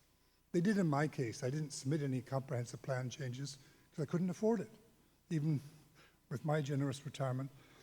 Third, the notion that the 10-year periodic update would start with the council and not with the planning commission is a departure from 40 years of practice in Anacortes. It makes no sense to me at all. It's bad public policy, and I believe at some point it'll be held to be just that. Fourth, the absence of consultation with the state agencies most involved, ecology, fish and wildlife, for a periodic update, not the annual amendment, not the docketing process, is a fatal flaw. It's required. I don't know if consultation has occurred with the tribes, but it should have. Fifth, the ruling from the planning department that despite my following your process, or the planning committee, I should say, I submitted 11 separate proposals. I'm limited to 5 minutes, even 7 minutes. It's arbitrary and capricious. It's designed to keep the viewing public from hearing alternative points of view, and I strongly resent it. I think I have time to address a couple of my substantial proposals. First, for decades, most lots in Anacortes were created through the planned unit development process. I don't know if this council is familiar with that concept, but basically you take your acreage, whether it's 2, 4, 8 acres, and you don't put anything in the critical area, you don't put anything in the buffer, you cluster those lots outside the critical areas. Stay away from the streams, stay away from everything, but you don't lose any density. And so if you look around town, I mean, examples would be during my tenure here, 1981 to 2008, Rock Ridge, San Juan Passage, the orchards, the cottages across from Island View School that are actually cottages. They look like cottages. The study that was done seemed to have some generics from other places, but we have a viable cottage-looking project right across from Island View. Took a lot of work with the neighbors, took a lot of work with other interest groups, but it got approved. And I think it's a classic example of real cottage housing. The other part of your clustering, doing a PUD process, and this happened in 2016. I mean, not, this council wasn't involved then. But what you did was you actually got a native growth protection easement over the wetlands, streams, buffers in perpetuity. So you don't have to police this forever. The homeowners association is supposed to do it with the city as backup. So you visualize those areas, Rockridge, San Juan Passage, the orchards, those areas are not going to be encroached on because there are easements over them in perpetuity. I can't find from the record for the life of me how the council decided to get rid of the PUD ordinance. I was working in Tacoma at the time. But PUD process, I'd urge you to add back in because it stops what's happening right now is that developers have an incentive to encroach into buffers and wetland areas to get their density that they think they're entitled to. The city then has to spend $10,000, $20,000, $50,000 to challenge them, which the city doesn't do, is not prepared to do. If you just went back to the PUD ordinance, you wouldn't have enforcement problems because no one's losing density. Right now, property owners see critical areas as a threat. They see them as a way to lose density. That wasn't the case for my 27 years here. And I have 3 examples right around my property off of H Avenue where critical areas are being encroached upon, and city staff's, I'll try to be polite, there's no response. We're just basically not going to get into enforcing our own ordinances because it's too expensive, and it bothers some people. Well, if you put the PUD ordinance back in place, they wouldn't be bothered, and people wouldn't be trying to do it. If I still have a little time, this is a fundamental adversarial comment. When the housing guidance document was prepared with state funding, it stated that the public notice that went out to tell people what you were doing said very specifically that you would not go directly into zoning changes. You would balance the housing guidance with other environmental issues like wetlands and critical areas. You do a balanced approach. But you haven't done that, but you moved forward with duplexes, triplexes, and fourplexes without balancing against those other interests, which is totally contrary to your public notice. And I have correspondence with Mr. Mesemer along that line, and because I would have had concerns if it was a standalone document. So you set the budget. The notion that you're limited by what went in the budget last year is, what's the polite way to say it? Makes no sense. I mean, if there's work that needs to be done, staff need to come to you and ask you to fund it, or the mayor, ask you to fund it. If you decline to do that, so be it. But the notion that we can't get to that for a 10-year periodic update, it's totally anathema to the whole notion of public participation. It's complicated for us. Most of these things, I've been involved in 4 comprehensive plan updates. They're not complicated. People like to make them complicated, in my opinion. Thank you, Mr. Muntz. Your 7 minutes is... Well, again, I fundamentally object to that ruling, and we'll pursue it later. Thank you. Okay, does council have questions for Mr. Muntz? Mayor Pro Tem? Yes, Mr. Fantini. I thank you for the slideshow that you put together. I reviewed that earlier, and I was just wondering because this is a big area of interest for me as we come into the comprehensive plan, and it's the cottage housing. So I wondered if you would just kind of share a little bit on the cottage housing findings that you have, because this is an area that I feel like I think we added, and I wasn't here then, but I think in 2016 is when we added the cottage housing 2019 is when we added the cottage housing, and with my eyes, and again, I'm not speaking on behalf of council, this is me as an individual, it's not working. Or, I mean, I think the intent was good, but it's not working. And I'm just curious if you would talk a little bit about what you put in here for cottage housing findings. Thank you, Councilmember. I'm just putting up a slide showing the cottages across from Island View School. There are 8 of them. This is a side view. The neighbors were very insistent that if they were going in, there needed to be a solid fence there, and you can see that. The applicant applied for 10 units. The neighbors agreed 8 would be more responsible. There was extra parking provided for visitors. It's not, I don't see in the cottage housing standards that you have now. The reason it works is there's a few extra parking spaces. And then this is the side view. I mean, this is real landscaping for cottages.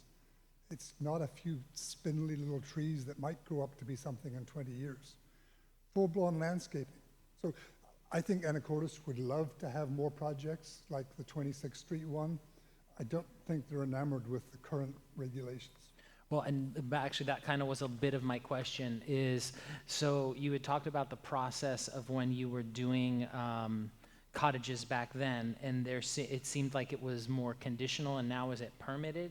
Is that how that works in our? Exactly. I mean, so my whole career with the city was community meetings, outreach, more discussion, more insults, more back and forward.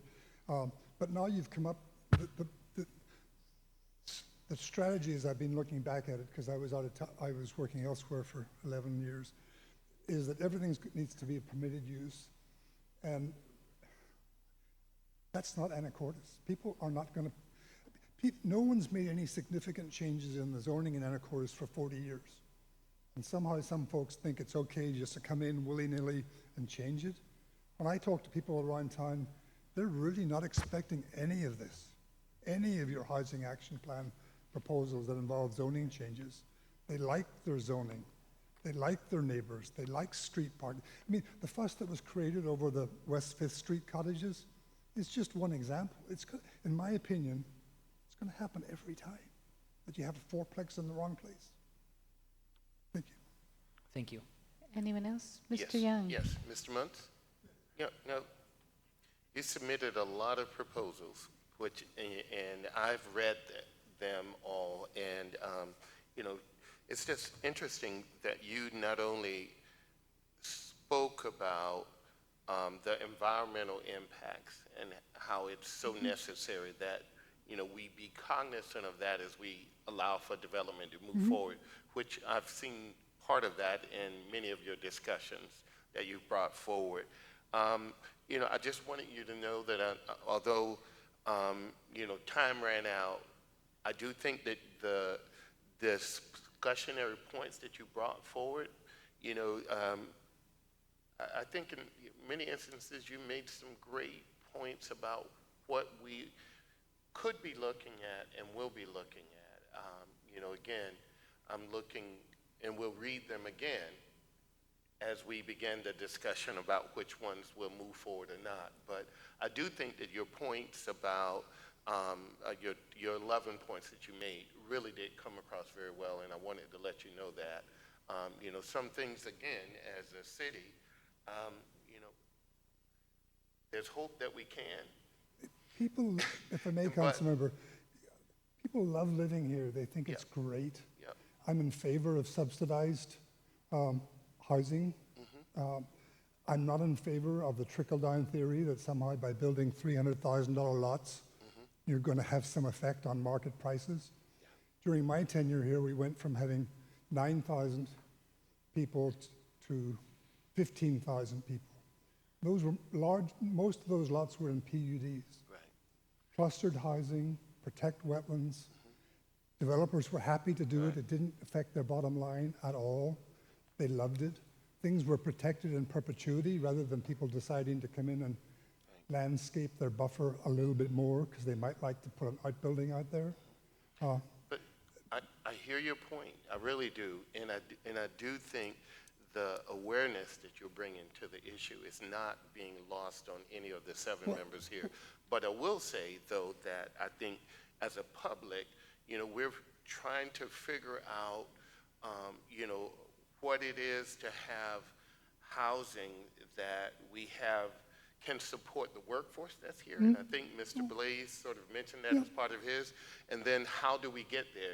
Again, I have an MBA from Wake Forest and had a full ride PhD in social entrepreneurship because I care about social entrepreneurship, but that spark that it takes and the realism of can we do it or how do we do it, and trying to figure it out. And so the points that you made here tonight and what you've submitted, are duly noted. They really are. And I think as we go back into deliberations about how we get there, your voice has been well heard.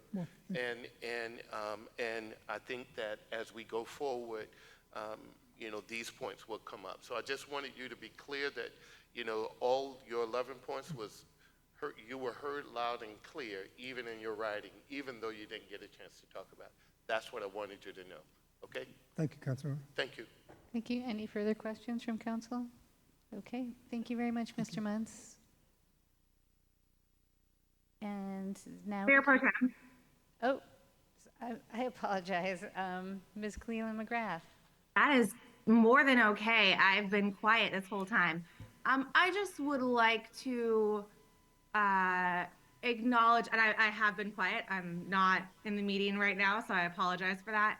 But I think it's important that we reiterate the fact that this is our opportunity to listen to the public, to have folks who have gone through the process of docketing be able to speak on what they feel needs to have a second and third and critical eye looked at by City Council and then Planning Commission, and through Planning Commission be able to have the general public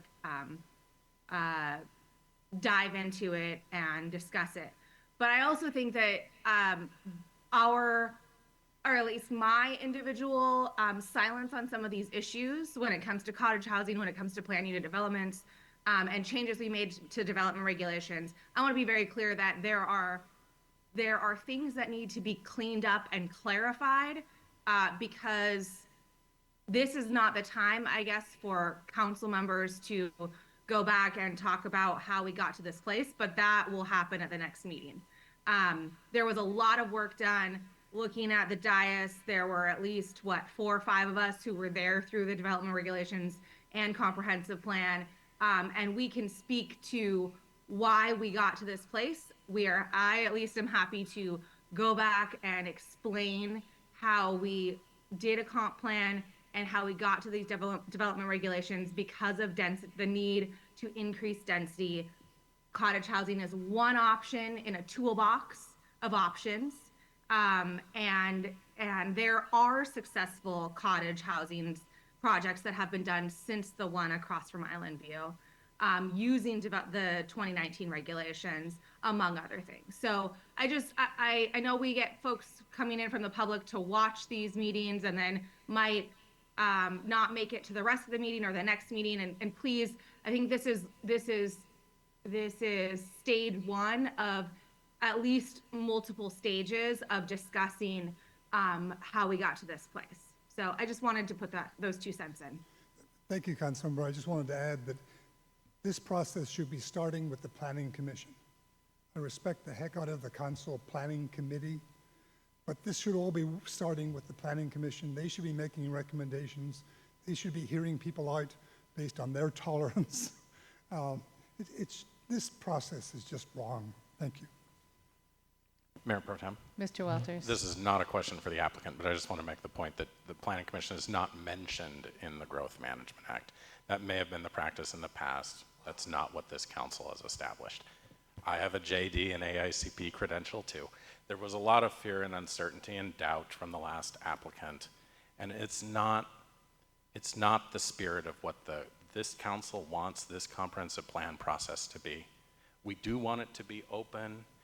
The $1,000 fee associated with comp plan policy amendments took us by surprise, and I think we've made clear that we would like to work around that and make it available. And we've received other suggestions without the fee, development regulation suggestions, and other letters, and we will accept more letters and more input from the public throughout the nearly 2-year process that this is, ending at the end of next year. So the viewing audience at home, please come talk to us, come engage in the process. There's a lot more to go. Okay, thank you, everyone who contributed to the conversation.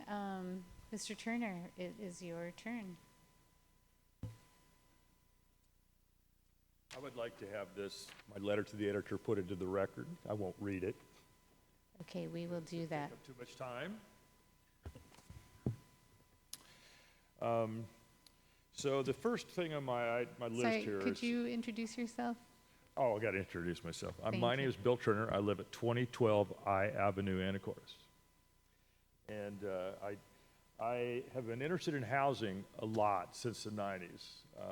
And I was on boards trying to find places for, I was interested in self-help housing, and then I formed a board with some other people trying to find a place to put low-income housing in Anacortes.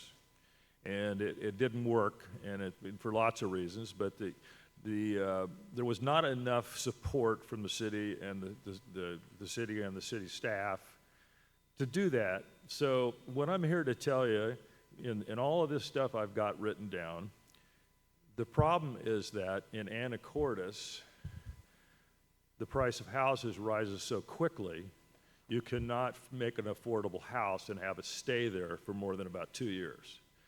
And I've adopted the idea how the Habitat for Humanity works, in which we control the mortgage and the rent of those units so that when somebody moves out, they have moved people back in to meet the economic data, the federal guidelines. So in this town, it's not affordable housing, it's subsidized housing. That's the way it should be. It should be subsidized housing. I think we should change the word. And I've got a lot of suggestions here of how that can be done. But it's going to take some perseverance to convince the public. But if we're going to live in a community here, in which we have a lovely community, I believe we need to have the workers live here too. That's my basic plea. And as a builder, I've been concerned about the size of homes as I was building, and I thank you for doing the cottage housing rules of R2. But even those sell for $600,000 to $700,000 now. And so you work backwards from that, and we're excluding people based on the market. So we have to figure out ways to get around the market. I've got here some pamphlets which I'll give you can look at.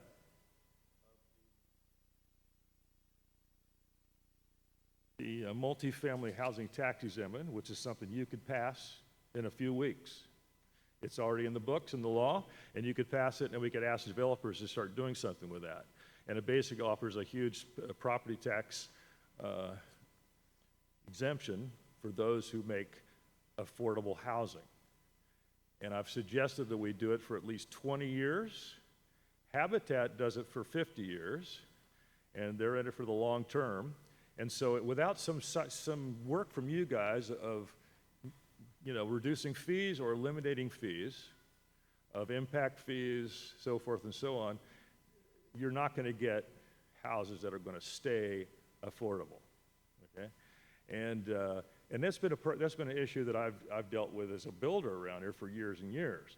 And it's just really tough. And those of us who have been living here when our houses have risen are doing okay. We have a place to live. So, it comes down to what do we want for our island? And I would like to see you guys really work hard on figuring out ways that you and the government, and we get private grants, private help to start supporting affordable housing, or what I call subsidized housing. You have to find the land. You've got land up off of Sharp's Corner. And that was when I came here in 2018 to try to start this process with Habitat, you had land, but it's just now starting. So that's been 6 years. And with migration due to the climate migration, I think we'd all agree that we live in a beautiful place here, mild weather, so forth and so on. People are going to be coming here we need to have a society here, a town, a community that appreciates its workers. And so, and I've been struggling with this issue for a long time. I was president of Habitat for 2 years and a member for quite a few years. And it's a constant problem, and it's getting worse, and I think it's going to really pick up in the next few years. So we need to start now, please, and start thinking about how we're going to subsidize the housing issues. And that starts with the city making rules that make it easier to build affordable housing or eliminate impact fees for ADUs instead of if you can offer no impact fees at all for an ADU if they rent it within the federal guidelines for 20 years. Now, whether that works for the commercial business interests here in town, I don't know. But I see this council can do a lot to support that, and I have several ideas here. Mr. Turner, thank you. Your 5 minutes are actually. Are they already up? I know they go fast, but we do have your submission. Okay, well, go ahead and ask me questions. And You've got my paperwork in front of you. We do. Let's do that. So go ahead. Any questions from council? Got one. Mr. Young. Thank you. I am one that, I'm a hybrid in many ways. I come from extraordinary humble beginnings with two hardworking parents on the East Coast. Now I'm married, live here in Anacortes, and, own our home. So I understand, and there's a balance that we're trying to strike. One of compassion, one of understanding that we live in an unusually beautiful area that other people want to come, but also recognizing that there are those that can't afford to live here. Now, I'm not sure if that's not market driven. I understand that because I believe in capitalism, but I also believe in compassion. And so what I'm saying is, how do we balance that? And I think that's the discussion we're trying to have. In all of the presentations I've seen and the discussions that have come forward before council, I thought they were wonderful, trying to figure out how we do it. But no one has come up with a perfect plan. The closest thing, honestly, I've found to being able to create an opportunity and then carry that opportunity forward beyond the first person that buys that opportunity has been Habitat's plan. Because the reason for that I was impressed by was that the longer you stayed in the house, you got a percentage, and that percentage was your equity. But it didn't allow you to settle at full market forces because we don't have enough housing as it is, and it's market driven and people want to come here. It allows you to have a percentage of that such that it becomes affordable for the next person that chooses to come. So that's carrying forward an opportunity. I like that. We're looking for ways that we can do it. The thing that you hear happening in this discussion and the attempts by all of council as well as cities across the country is to try to answer the call of those that are needing. And how do you create that same thing? Because, again, we got a lot of people. So I won't belay it, but I'm just saying, bring it.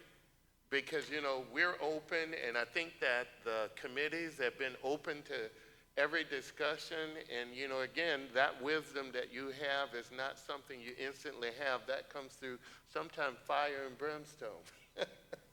But what I am saying and suggesting by saying all that I have is that I think the compassion is there, the solutions for how we get there. I'm not sure if the language of subsidized housing is how we shape it, but in essence, that's what the goal is. Those are words have become demonized these days, and I'm just saying, figuring out a solution whereas everyone feels they're not being infringed upon, and that we preserve the continuity of this beautiful town that we want to keep. And I think we have to deal with those two things, because sometimes subsidized or affordable housing for some seem to suggest subpar housing, subpar people coming. Well, And of course. that's not always the case. And let me say something about All right, that. thank you. That's the habitat issue, and one of the things that Habitat did to avoid those kinds of issues of, oh, we're subsidizing drug dealers or something, you know, whatever it is we're putting in people in these houses, is we had two committees that chose the people, did background checks, they trained them in how to deal with a mortgage, insurance, so that they understood that, and then they chose them. And of course, there's about 100 people that want these homes, and there's only about 10 or 5 a year, 3 or 4 a year. But when I came up with the term subsidized, it really does shake people's, you know, instead of affordable to say subsidized. But what I'm saying is it takes subsidizing from the community and from the council and from the city and from banks and from everybody to try to do this. Now, if you don't think it's worthwhile, but I personally am concerned about the future with climate change, that we are on an island and we got to take care of ourselves. Right. Okay, I mean, I really believe that. And so it's going to start with us, nobody else. True. Thank you, Mr. But just the last part of that, the follow-up to that, though, is I'm a fervent believer that in order for us as a society to understand the real meaning of what you're talking about and what's being suggested, that they understand what it is and what it's not. That education process, I think, is a crucial element for the success of this program. Communication about this issue is very, very important. Thank you. Thank you, Mr. Young. That is an ongoing topic with us, is the communication about housing. And one thing I just would like to add about the Habitat model is that every person who becomes a homeowner needs to qualify with a bank for their mortgage loan. So this is not a handout program. It has helped with donations from the community and foundations, and with you know, some easing of some of the fees on affordable housing developments that we've done here at the city and continue to look at. So yeah, so definitely. Perhaps you could hire somebody to work with people like Habitat to start looking for grants and start that process, because Habitat has a good model. Sure, and the success stories of Habitat that come out of those homes with kids, we have kids that come back that are doctors. We've already had one of those. I'm sure that's true, and yes, that is a recommendation in our housing action plan, and I did notice that you called that out in your submission as well. So thank you. We will definitely be looking at that. Mayor Pro Tem. Mr. Fantini. Yeah, thank you very much for your thoughts. I had just a question. I also think that if we're going to address the housing issue for those in the lower AMI, that leaning more into our nonprofits and those that can do that work and are doing that work, because I think as well-intentioned as a lot of our developers are with costs and everything, and it's a little cumbersome for them. Your first point here talked about long-term subsidized housing. I agree that specific targets rather than projections, because I still don't, and you know, I have a lot to learn, but I still don't understand where we're going to put all this housing for all these people that are coming in the next 20 years. I don't. But you mentioned in here that an achievable target for long-term subsidized housing is 50 units a year over the next 20 years, dispersed across income groups. I'm thinking you mean AMI 120% or below. Where did you come up with that 50 unit number? Is that just? I just read it somewhere, and I just adjusted as according to what I thought we could do here. And that's, you know, that's my passion you were just referring to earlier, is that we have to start somewhere. And no, it's not an easy thing to do, but I believe this town has enough resources. Land is the biggest problem, in my opinion. Land, if you can find property to put stuff on, you will find Habitat or others who will build it for you. And then that's why I mentioned hiring somebody to start this process. They can monitor it, report back to you, and get this thing going. It's been very frustrating for me because in the 2016 comp plan, there was a whole bunch of stuff about housing as required by the state. Well, not a lot has been done in 10 years. And not the cottage housing, I'll give you credit for cottage housing, thank you. But there's a lot more we could do in terms of finding property that the city owns or others that we can lease to get this kind of thing going. Thank you. Thank you. Any further questions from council? Thank you. All right. Thank you Well, very thank much, you very Mr. much. Turner.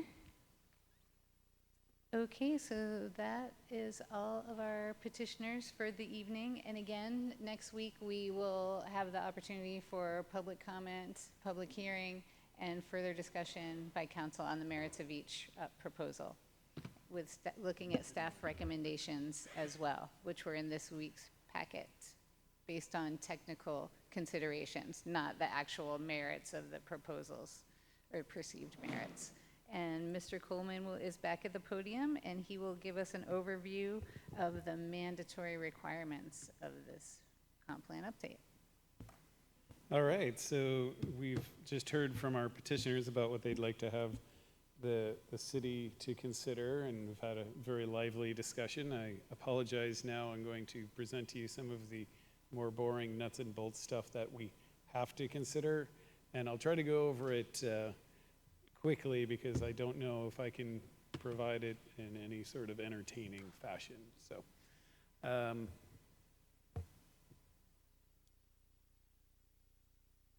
So required comp plan updates, we had a lot of that information at the open house. We've discussed some of these to some extent at various city council meetings, but I just wanted to put them all together here for the council to consider. So the biggest thing is the climate element. That's a whole new thing that is required in our comp plan this year. And yes, we're getting a lot of help to write that, but there's also a lot of community outreach as part of this, and it crosses over into just about every other element of the comp plan. So that's the overarching theme of this, along with the housing work that we also need to do. That's a major change by breaking it down by income band, and then drilling down to each zone and making sure that there's enough land in those zones to accommodate the various types of housing. And you know, as we discussed in the past, and you reminded me to bring it up, so I wanted to talk a little bit more about it. If we're talking about 0 to 30, 0 to 50 AMI, then we're talking about multifamily housing. When we're talking about like the 50 to 80, that's still going to be some sort of multifamily, but not subsidized. And then maybe some other, like less expensive fourplexes or ADU ideas. It's not until you get to the 120 AMI are we talking about single family housings. Per the Commerce guidance, single family home cannot be included in anything below the 120 AMI. So those single family homes don't fit into the 80 to 100 or 100, or even the 100 to 120. So there's a lot of work in the housing element. We've discussed tonight. Some of the petitioners want us to do more work on the housing element as well, and the land use regulations related to that. When the housing action plan was passed, it was passed as guidance for this process. So it's understood by staff that all things that are in the housing action plan, referred to as the HAP sometimes, all of those things are on the table for us to be considering and should be considered during this process. So if you think back to that document, there's a lot there, and there's certainly a lot of debate about all of the things in there. Nobody's going to see eye to eye on all of them, and who knows what the Planning Commission is ultimately going to recommend, and then of course what the City Council is going to adopt. So that's going to be a lively discussion, and it's going to be influenced by the climate element. We also, that ties, the housing ties right into accommodating our growth projections, which is something that we've always done during the periodic update, but now with this housing elements, the housing types requirement, it's got a lot more detailed. We have a request for potential to expand the UGA. We need to see if that is in line with what the city council wants to achieve, and is that where we want to see growth? And we'll study as part of that process, can we handle the growth there? So like, if that were to be docketed, we would do a deep dive into, can our facilities manage growth in that area? So that's requiring our staff to also look at our systems, and we're doing that anyway as part of our, our sewer comprehensive plan, our transportation plan, our stormwater plan, all of these plans that are being done concurrently with this process by the Public Works Department. They're doing all of these studies, in the water system plan, of course, too. We'll look at the real impacts of development in all areas of the city and making sure that not only is do we have enough water, but does the delivery system throughout the city, the pipes, the water tanks and the pumps and all of that, can it accommodate it? So we really are looking at how future growth impacts our facilities, and that includes the sewer treatment plant. Can the sewer treatment plant handle the type of effluent that's going to be generated by the growth that we're projecting? And does the system in place handle it? It's not to say that, well, if it can't handle 20 years worth of growth, that we're going to say, no, we're not going to have 20 years worth of growth. What we then do is we say, okay, well, no, we need to plan for how we're going to expand those facilities. And that's just a natural cycle of a sewer treatment plant or any facilities. I think 30 years is a pretty typical lifespan, and then you expect significant investment. Thank you, Mayor Pro Tem Moulton. To your point, part of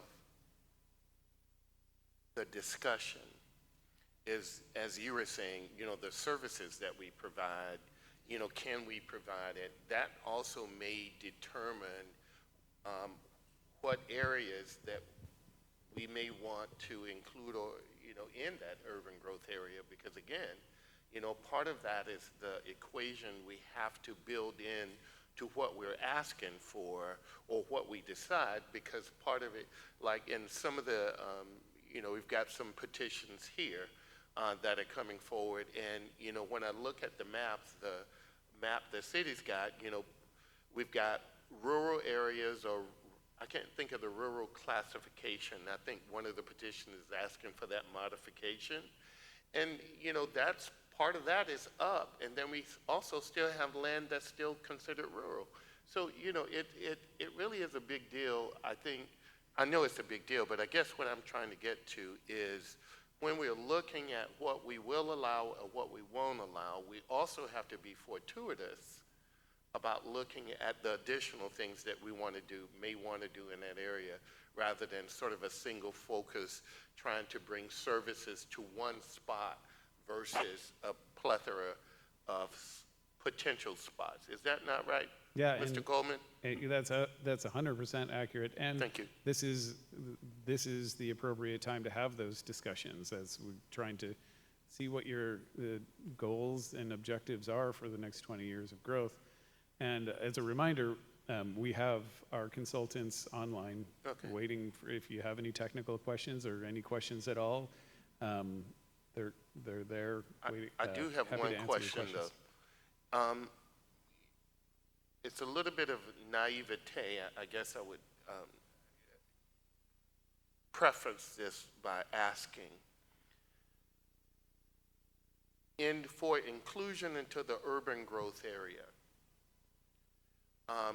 in some of the examples of the petitioners already coming before us tonight, that there are spots of land between what they're proposing and the city itself, or the boundaries, and there's a rural area, but it's almost like you have to go past that rural area in order to get to the area that wants to be included.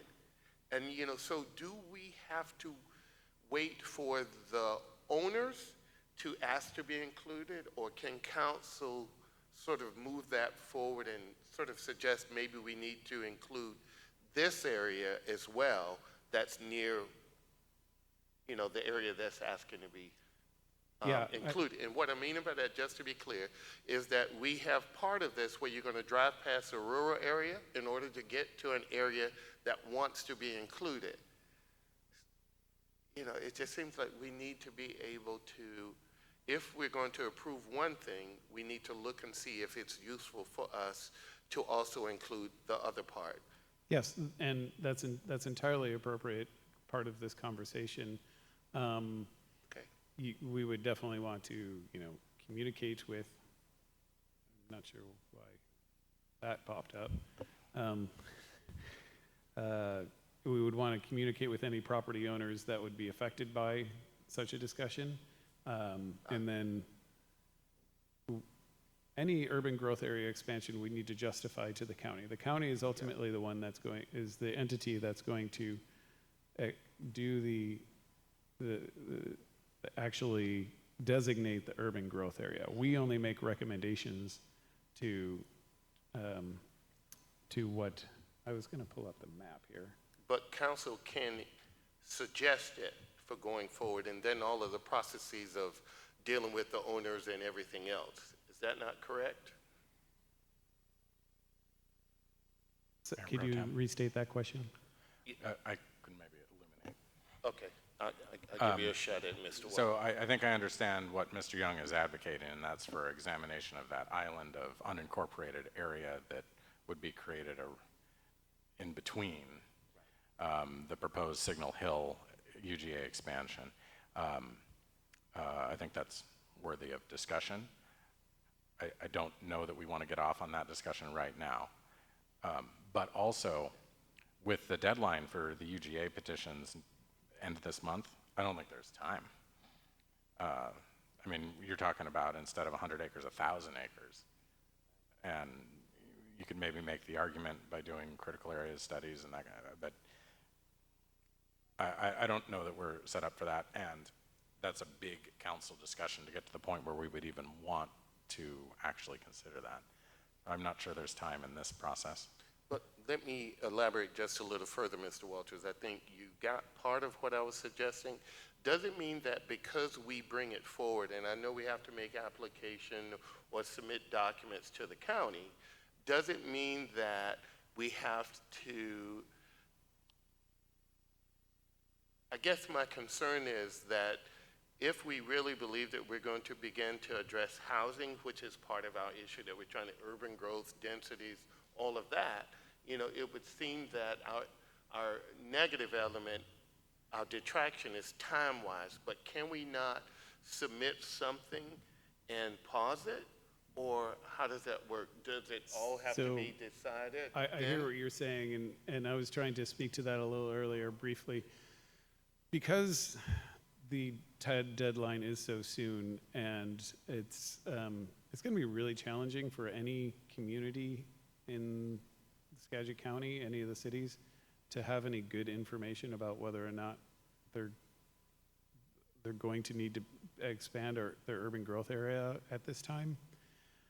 I'm hoping that the county would be reasonable and allow jurisdictions that think there's a good chance for them to do so, to get our foot in the door and tell them, like, we still have a lot of studies to do to justify it, but we need, like, you've said it, that deadline seems unreasonable in that they haven't even finished the reconciliation process telling us how many housing units we need to accommodate. So how are we supposed to tell them how many, how much urban growth area we might need? And that's not to say that they're being unreasonable. I'm just saying there needs to be a little give and take, and I hope that would happen. So Mr. Coleman, is this our only opportunity to expand the urban growth area is during the comp plan update process? Yes, and particularly during the periodic update process. So we couldn't do this next year or No. the year after. This is only, so it seems to me that it is very unrealistic to expect any locality to be able to make that case or have anywhere near the information to do so. So I think we're going to have to just wait on that here for a minute. Mayor Pro Tem? Yes, Mr. Fanti. I have a follow-up question. You had mentioned foot in the door. Sorry not to take the words out of your mouth. But are you suggesting that if that was something that we wanted to look at, obviously, if we have to present a complete package by the deadline, that would not be something, to Ms. Moulton's point, that we'd be able to do.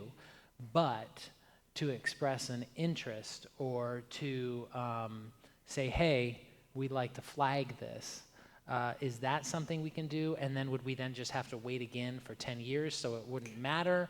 Or is that something that they may then keep the door open so that we could continue the discussion even though they have a deadline? Because it seems like deadlines move a lot. Yeah, I'm hopeful that the county will be reasonable about that because they're well aware of where all the jurisdictions are in the review process of, how much our population, each of the cities identifying how much population they need to accommodate. And we're all of the jurisdictions are very early in this process trying to determine if we can accommodate all of our projected growth in our existing urban growth area. So I'm hoping that they'll accept something, thinner, like a thin application, like just kind of to get our foot in the door, like I said. But we have no clarity. They only sent that reminder out on Thursday, and we have not had an opportunity to really hash this out with the county yet. And then, because again, as we look at the housing numbers and what we have to do, and as we hear from our public that, they'd prefer some other options other than putting density everywhere, I would be very interested to know, and if this is not the appropriate time for this, please let me know, and I certainly am not directing staff, but I would be interested to know that large parcel, that in-between area, is there buildable housing opportunities in there? Is it already pretty much built up where it's not, is it privately owned? I'd like to know a little bit about that, because if there's an opportunity to have, that's a pretty big slice of property right there. And as we're faced with a lot of challenges on how to come up with all of this new housing, are there opportunities there? So I think that's a good question to revisit next week. If there's information that staff has. So I will be asking that next week. I think that being that you just found out today. Sure. That this was the situation that, in this intervening week, hopefully there will be an opportunity to have more information for us next week, and that way we can continue on with your presentation. Yeah, and thank you. As far as Mr. Walters? Just look at the map. The topo lines are pretty close together. It may be a big area on paper. It may not be a big buildable area. It's also an area the county may not want to provide to the city. County, at the end of the day, is really in charge of these things on some level, and it's a rural area. Changing from a rural area that is already developed to an urban area is it's not an insignificant task, and it's not something to be taken lightly or figured out in 2 weeks. It's a big deal. And the biggest deal associated with that is the provision of urban services, which we're required to accomplish. We got to run water lines, we got to do all that. But also, if you add it to the urban growth area, those properties may not want to be added to the city limits. We can't force their incorporation. So I don't think this is the panacea that maybe has been characterized as. Okay, Mr. Fantini, and then we're going to move on. Okay. I just wanted to clarify that I wasn't suggesting that we push this through in 2 weeks. I just would like a little more information on the area. That's fair. Yeah. Thank you. And again, putting it on the docket means we're going to study it further. Doesn't mean that the city's going to approve the request.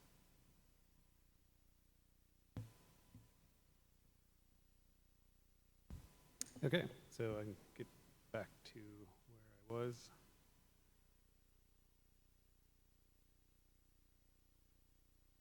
Okay, so one of some of the other things that you can see, just this topic alone, the housing and urban growth area stuff, it can take on a life of itself. Other things that we need to update is our critical areas ordinance. That's what you see the update CAO. That includes a best available science review, as well as any changes that we might need to do as a result of the best available science review findings. We also are doing a racially disparate impacts review, which that document is in the packet for today and talks about findings in our housing element that may have racially disparate impacts on overburdened communities, and so it's suggested areas that might need improvement. So we'll be looking at that as well. Now, and I forgot to mention in here is just the general overall new information that we need to address in our comprehensive plan. And that is in the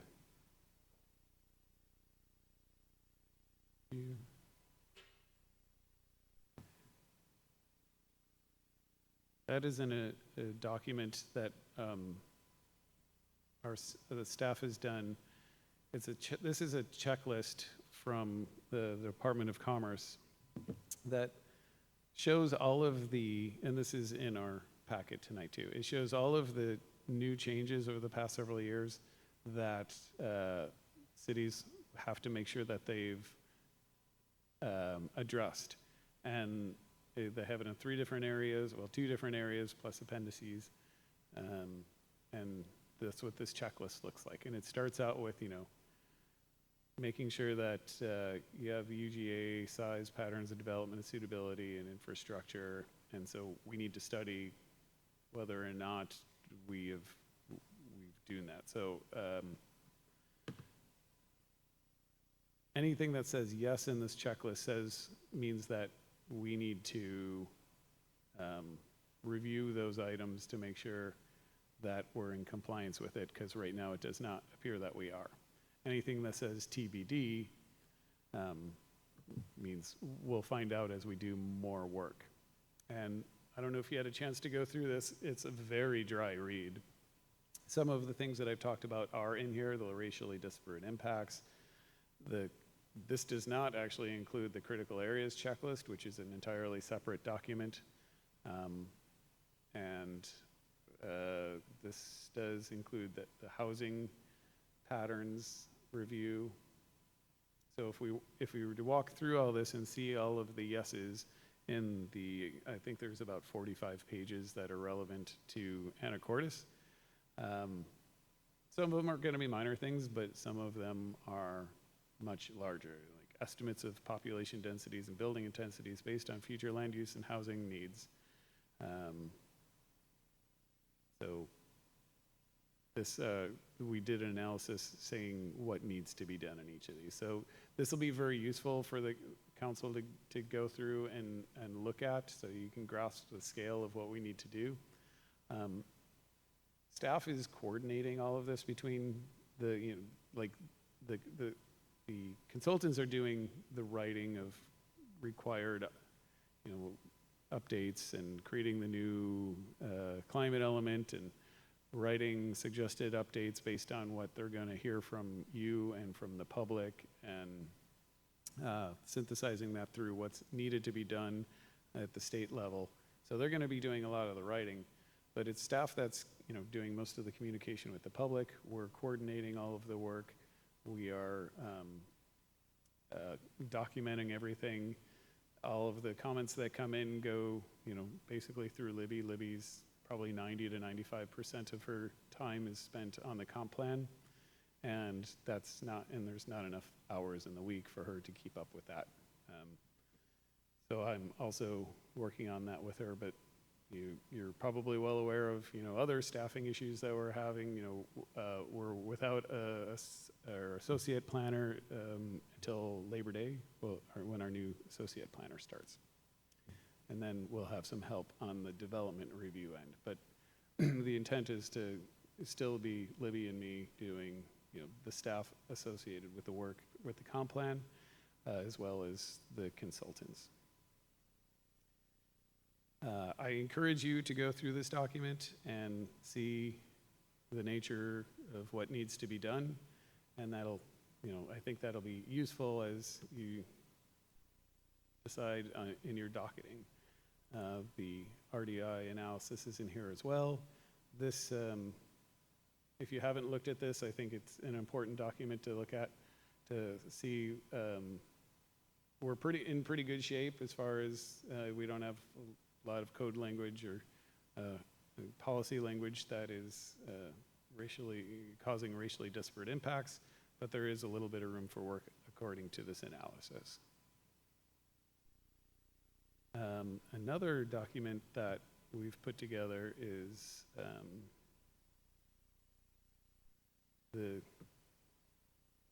Anacortes Comprehensive Plan Update 2016 Audit. This is also in the materials on our today's agenda.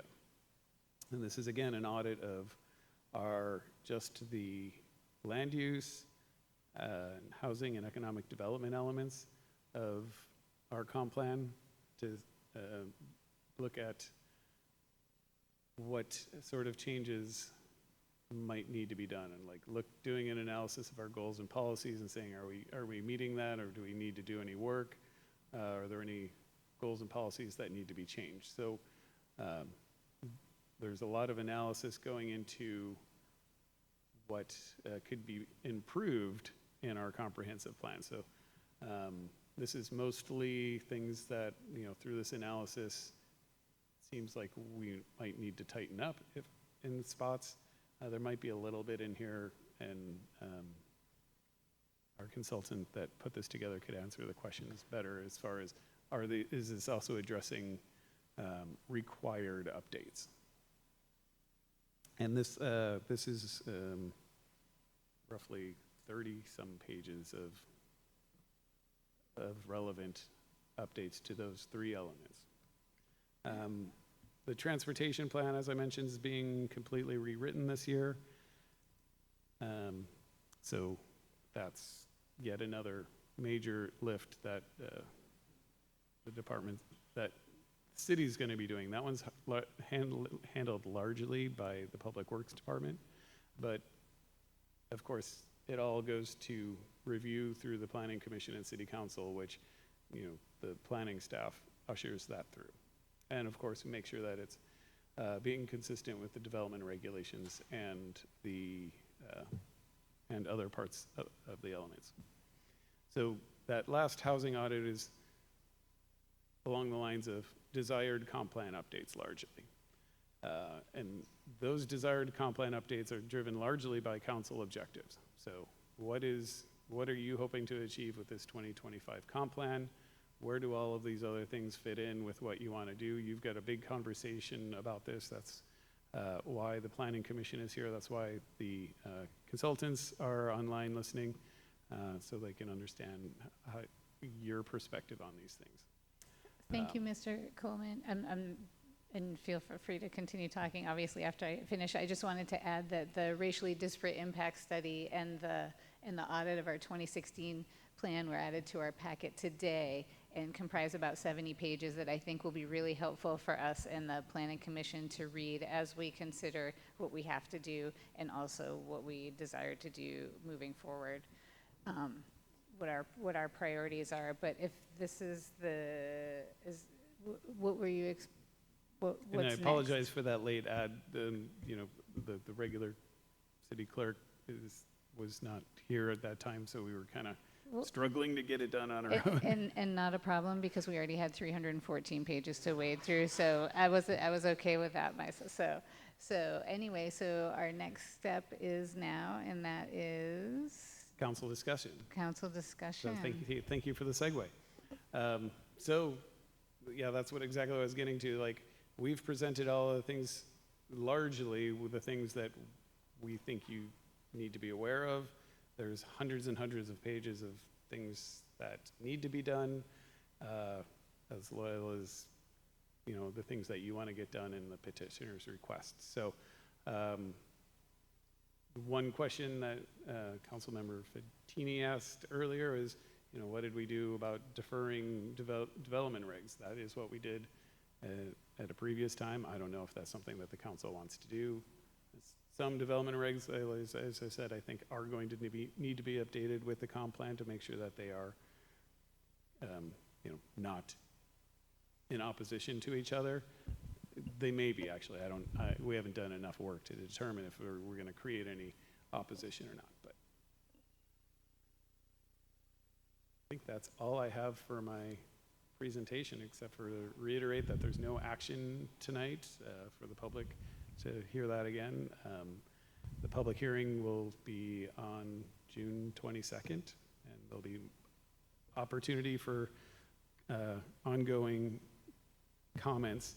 So one point of confusion that we've heard from the public is that there's a concern that this is the end of the comment period for the comp plan. This is the end of the next week will be the end of the comment period just for the docketing of these petitions. There will be ongoing comment period pretty much open on all things comp plan until the Planning Commission makes recommendations. And even then, we'll still accept comments and pass them through to the City Council. So ongoing comments are welcome throughout this process. I want to reiterate that, and I'll stop talking. Thanks. That's great. Thank you, Mr. Coleman. And also, even when the Planning Commission's recommendations come to council, there will be opportunity for public comment then, is that right? There's always opportunity for public comment. Right, so we have, Yeah, and in the packet, there's also a lot of public comments that are similar to petitions. They're not full applications, but they're like requesting to make comprehensive or plan or development reg update changes as well. So those are there for you to consider as well. And then Great. Since you're talking about feedback, this is our links to our comp plan and our Facebook, so people can make sure that they have. excellent. So there we're starting, it's early and often, people can submit, they can submit by email, they can come and comment in person anytime starting next week, and so we will have ample opportunity for the public to weigh in with their concerns and with their ideas, and we welcome that. So I know Mr. Young has a question, and then I would like you, Mr. Coleman, to introduce our consultants that are online. But Mr. Young, would you like to ask your question prior to that? Well, yes, I think they'll comment on it too. Thank you, Ms. Moulton. I really appreciate you and how you've handled this meeting. You really have done a wonderful job. I guess I wanted to comment on the racial impact study, and the reason why I think it's important for me to comment on it is that for some, people may not realize how important and how insidious it's been within the country for a while. I know that we've evolved with wonderful people. All of us are fighting for the same jobs and opportunities and kids. But there were impediments that were put before people that lasted long into where we are now, and some of those vestiges are still there. And the reason I'm appreciative of having this in this proposal, and it's important that we mention it, is that it allows each of us to be cognizant of those things that we may or may not be immediately affected by, or may not realize how important it is to make sure everything is equal for everybody. And so sometimes you have to really be cognizant of that, because all of us have our own biases. We really do, all of us, good, bad, and indifferent. And that's not a judgment call. I'm just saying that it's important that we have regulations in place sometimes to ensure everyone gets a fair shake. And even though you and I, and the quality of the people we have, would assume that would be a natural tendency, it isn't. It really isn't. And one example is when I first, my spouse is a general surgeon, stellar surgeon, might I add, but he just retired. I needed to add that in. But the thing about it, that even if we've been together 32 years, when we moved from town to town, treating those that needed it most, we went to places that were understaffed, needed help, And that was where we chose first. I did the organizing within the town. He did the surgeries and working with community to help them understand. But when we got there, part of what we came as a team, I didn't have the same opportunity that he did, even though I was educated. When we got ready to even buy our own home, they insisted that it be only in his name. I had more resources than he did. My credit was stellar. I'm just saying those biases are baked sometimes into who people are. Not that they're bad people, they just don't understand somebody that's different. And so it's incumbent upon all of us, good people, that we not only look out for ourselves, but we look out for the fairness of everyone else. And as best as we can, make sure everyone is at the table. And what I appreciate about this document, even though it went rudimentarily to issues, it's important that they're there. And it's important that each of us try to follow those and make sure that all of us have a chance so that the world that we want to come and be here is brought forward solidly. But it takes all of us, not just the people that may be impacted by it. Thank you, Ms. Moulton. Thank you. Mayor Pro Tem. Mr. Walters. I needed a little bit of food. Starting to get cranky. We are at 2.5 hours here. I think it's useful for us now to talk about what we want to see in the comprehensive plan. Mr. Coleman put on the screen a clever turn of phrase that he has developed. Maybe he'll take credit for it, I don't know, Anacortes. I do not like Anacortes. I understand it's clever, but it doesn't convey a theme. And I think what we need to do is convey a theme to the public as we construct this plan over the next 18 months. And my preferred theme is that the comprehensive plan will be a plan for the whole community. And this goes to a theme that Mr. Turner was talking about. Our whole community includes nurses. It includes school district staff, our restaurant staff, our city employees, our shipwrights, all the people who work at Dakota Creek, all the people who work at the refineries, all the people who work at Washington State ferries, who may not be able to afford housing in Anacortes. And how we figure out how to provide housing, whether it's subsidized or not, whether it's market or not, is, I think, the overriding problem of the 2025 Comprehensive Plan update. And it's incredibly important. I think almost maybe to a person here, we're bought into the concept that we should provide housing for people who work in Anacortes. And it's certainly not the entire community is bought into that, but I'm here to tell you that it's the only way to move forward. If Washington State ferries can't operate because they can't get staff, it's frequently because staff can't afford to live in the communities that Washington State ferries departs from. I understand from the refineries that 25% of workers at the refineries live in Anacortes now. Anacortes residents built the refineries, but that's not the case anymore. So that means we need housing and we need services that are closely tied to housing, like childcare. We also, though, need to think really carefully about how we construct the city, because we have an imbalance in how much housing, at what income bands, how much commercial, how much industrial. We have industrial property that's being underutilized. We have commercial property, light manufacturing, LM1 zone in particular, that is being underutilized. We need to be thinking really carefully about that, because not having the appropriate mix of uses is the way that one can bankrupt a city. If we don't have sufficient revenue coming in to cover all the services that people demand, that is a problem for us. So I want us to keep all of that in mind. It is a big ask to do this plan update.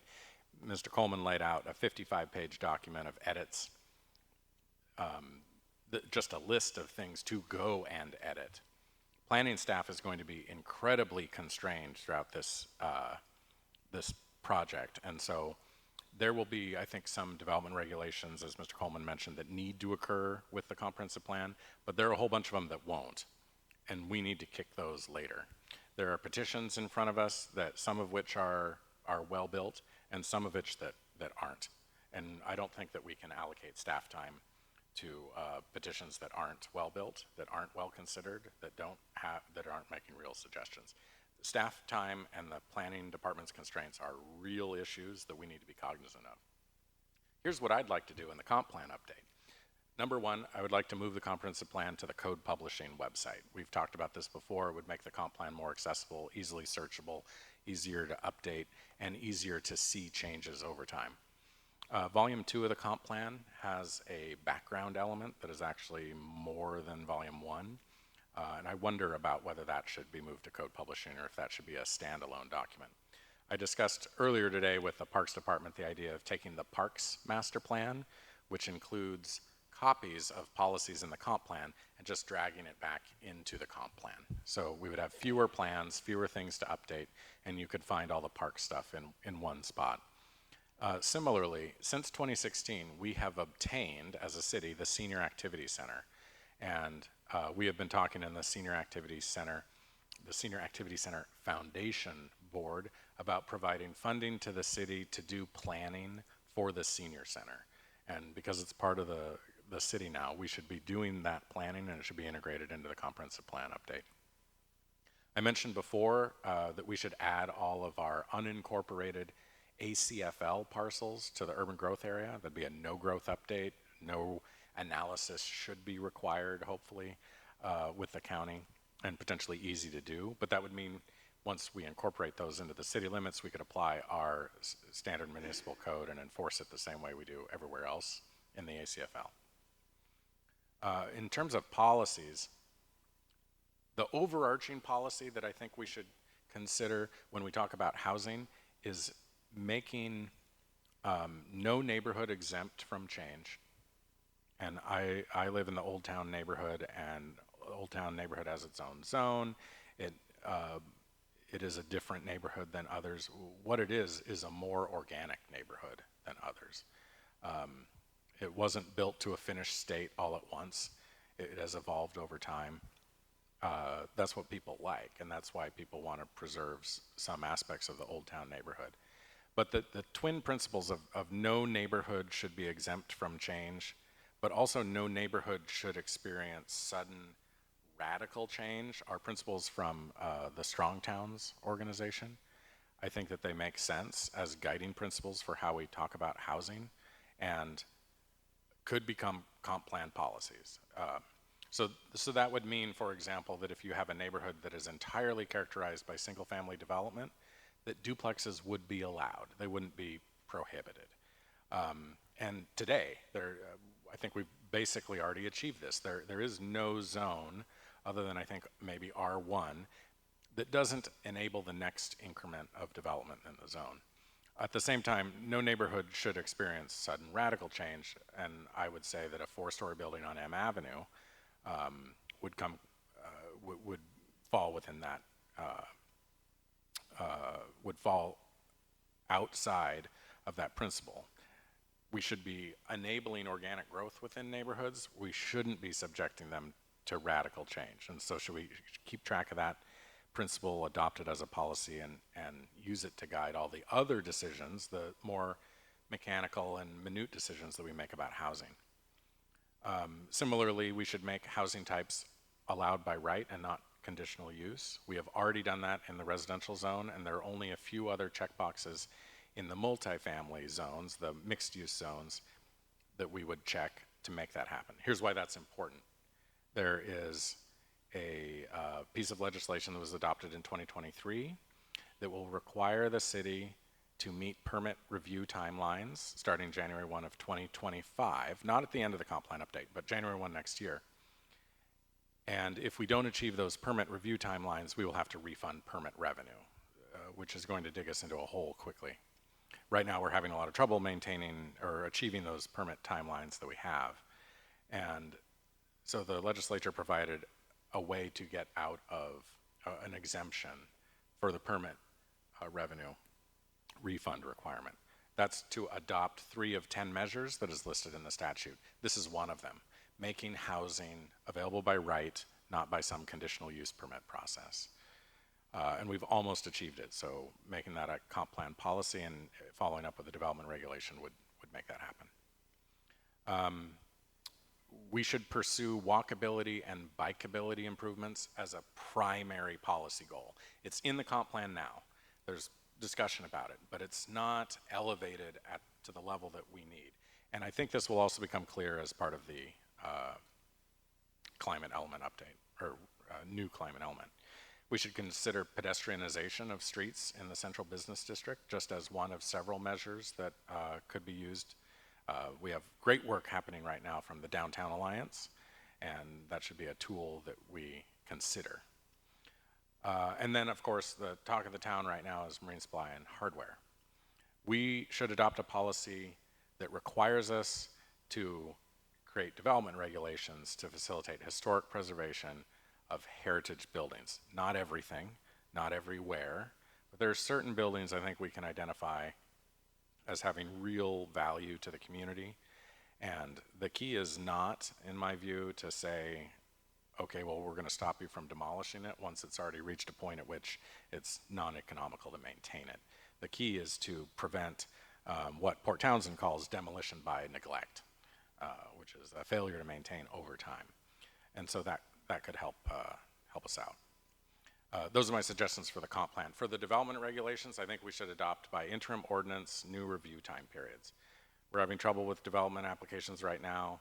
I've written an ordinance that I'll circulate to you that would adopt the review time periods that the state mandates we adopt, but it would also provide authority to expire applications where the applicant is not being responsive, and it would also provide us some other tools to get applications moved through the system.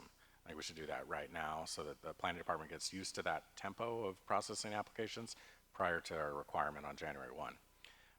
We should also, through this process, or maybe defer it, streamline some permit review.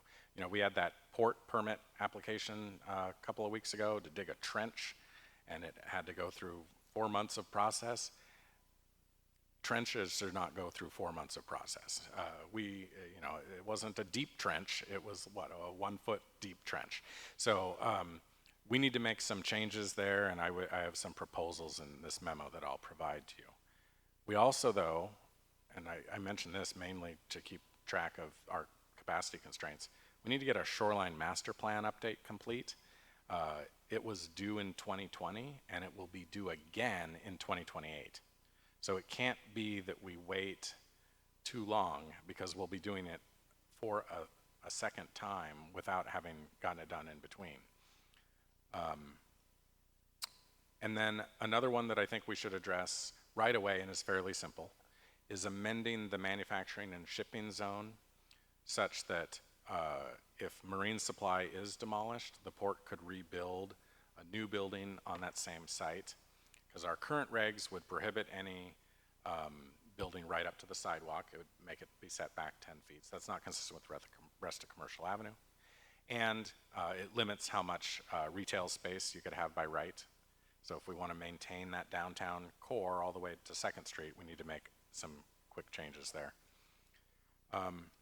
One of the docketed items that was docketed in 2021 that we haven't moved forward yet was taking the Public Works street standards that apparently they have developed outside of our view for individualized streets or neighborhoods and bringing them to the council for approval.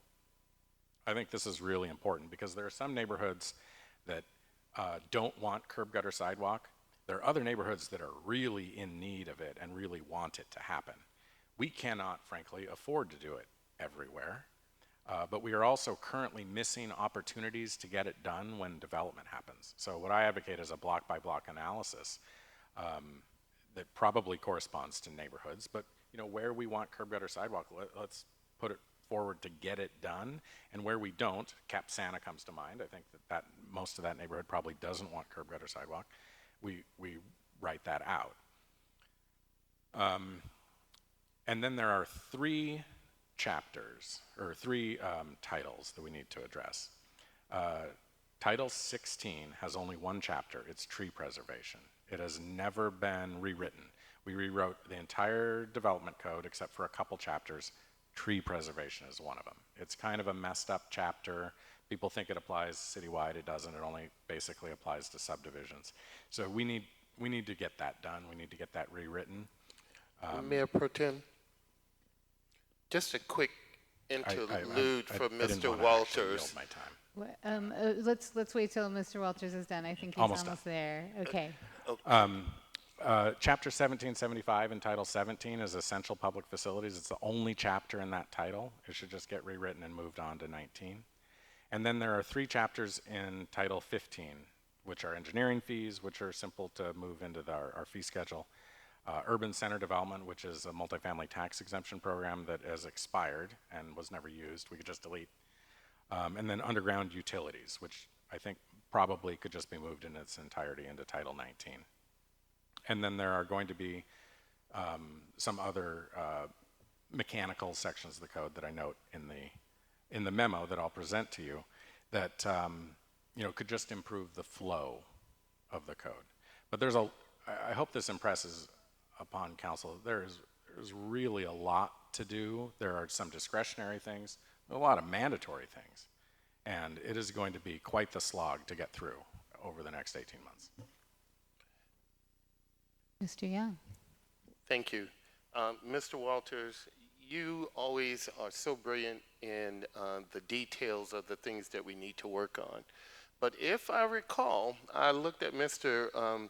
Coleman, his eyes had glossed over as the litany of things that you were bringing up when you already said at the beginning of this conversation that we had a limited amount of time in order to bring all of this forward. Now, with what Mr. Coleman has already put forward, unless we get an extension of time, I don't know how we get to all of that. I agree with you that it is absolutely important. There is a litany of things that we want to address and correct. I'm just not sure that we're going to be able to get there in that time lines for what we're going to do. And, and I think you said earlier that when we were talking about, I think incorporating some additional areas, you thought that that wasn't possible, but in the same conversation, you just gave a litany of things. I'm just saying, I agree with you, but given that we have a limited amount of time to get to where we are, how do we get to those things that are critically important right now, most advantageous, recognizing that all of these other things are things we're going to need to work on as well? I get that, and I agree with that.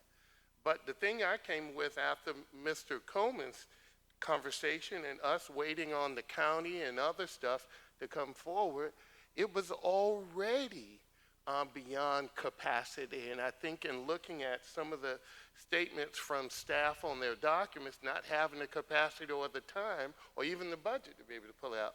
I'm just saying to you, I would love for council or us to prioritize some of those things, given once we're clear on the timelines that we are able to work with in order to bring it forward, what does it take to get there?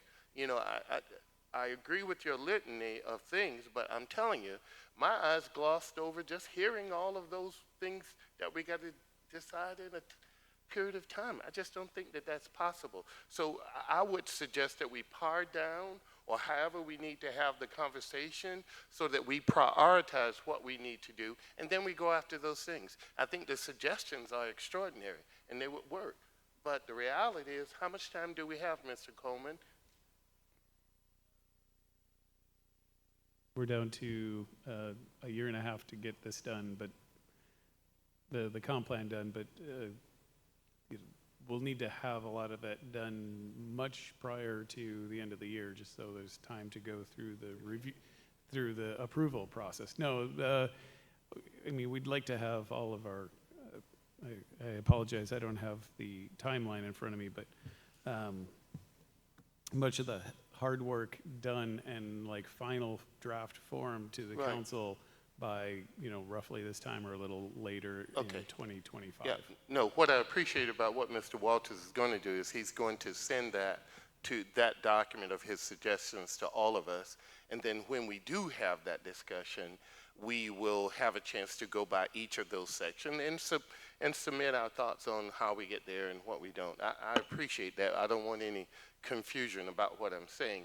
I'm just saying that is a lot to get done. I look forward to working through it, but it is a lot. I agree that it will be helpful to have this in writing for us to look at over the next week as we continue to discuss what our priorities are and what we want to focus on, because there absolutely is a lot. And if there are things that dovetail with what's required or things that make the process going easier, that's something that we'll definitely look at and consider individually and as a group. Pro Tem? Mr. Walters. Okay. There were 55 pages of required elements, and each page has 10 or 15 rows. What I just presented to you was 6 pages with narrative. I mean, if I need to write it, I'll write up the policies too. It's just a little, Mr. Young's comments are a little offensive to me. Don't interrupt me, because we spend time on this stuff. I mean, we spend a ton of time on this stuff.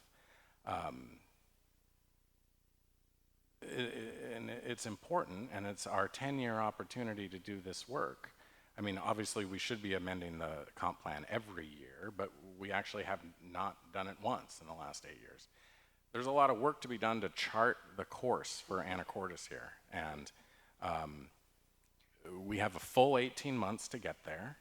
Some of the things that I just talked about are one-line policies, and some of them, like the principles of preventing significant disruption to neighborhoods, are ones that if council agreed, had the potential to shape how we look at all the other housing policies. So they are important and worthy of a little bit more consideration than some of the garbage proposals that appeared before us earlier tonight. And we are all going to have to spend a lot of extra time, more than we are used to, over the next 18 months to have a robust conversation about this plan. So we've heard from Mr. Young and Mr. Walters, and I would love to hear from other members of council as well. Ms. Mayor Hewitt. Pro Tem, thank you. In just glancing over some of the late additions, the documentation that was added to the agenda, this feels like a very quality of life focused comprehensive plan update. What I really appreciate about looking at the 2016 plan audit is that you can come through here and see in some of the different columns, there's text on one side, and then it's like, hey, look, this has already been recommended in your housing action plan. On page 11 of the 2016 comp plan audit, every single line there's 5 action items, and they've already been recommended to us. So a lot of the stuff that we're going to have to look at isn't new to us. We've already talked about it. Decisions have already been made, sometimes before I was here, sometimes before Mr. Pantini was here. Not all of this is brand new to us. So it's conversations that we've already had, and this is giving us the opportunity to just really dive in and focus, making sure that the right people have the right housing at the right time and the right place in their lives to get them to where they need to be happy and healthy in this town. And that doesn't matter whether they've been here for 50 years or they're coming here in the next 20 years and we're planning for them to get here comfortably. I love that there's sections in here that talk about pedestrian and bicycle access. We've already done a lot of work on our avenue to widen the sidewalks. We need to have these conversations about where we want to put pedestrians. I don't go down Commercial Avenue when I walk to downtown. I walk down M, or I walk down R, or I walk down someplace that, sorry, you've got really cute houses here with really cute yards, and I want to look at what people are doing. Like, when we talk about the charm and the character of this town, I feel like that's what people are looking for. If I need to run errands, I'll go down Commercial.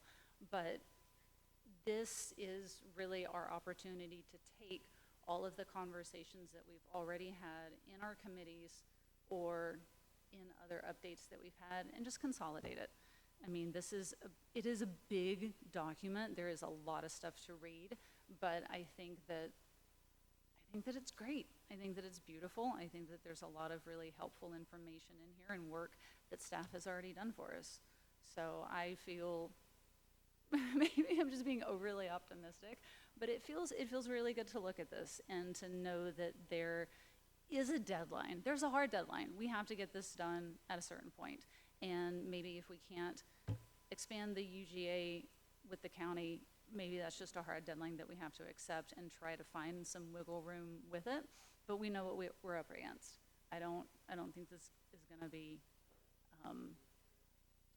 I don't think that this is going to be as difficult as we all think it may be, as long as we remember that this is that everybody is doing.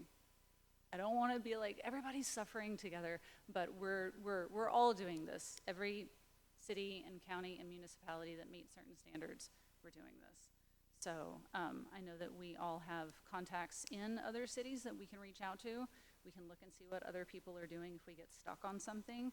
That's why I ask for references or photos, or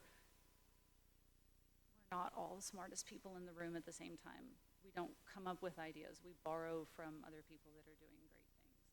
And so this is just kind of our opportunity to stand on the shoulders of giants and see who designates us as a giant and moves forward with us too.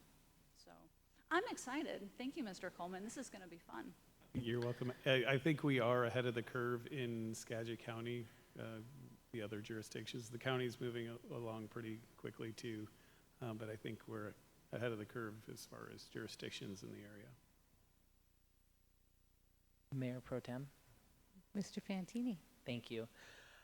Excuse me. So I don't have nearly the planning knowledge or education of Mr. Walters or even Miss Hubick down there, who I very much appreciated. I like your theme, quality of life. I think, no offense to Anacortes and Mr. Walters' theme, but I like quality of life. I think that's a big part of why we all live in Anacortes. One of the big goals of the GMA, goal number,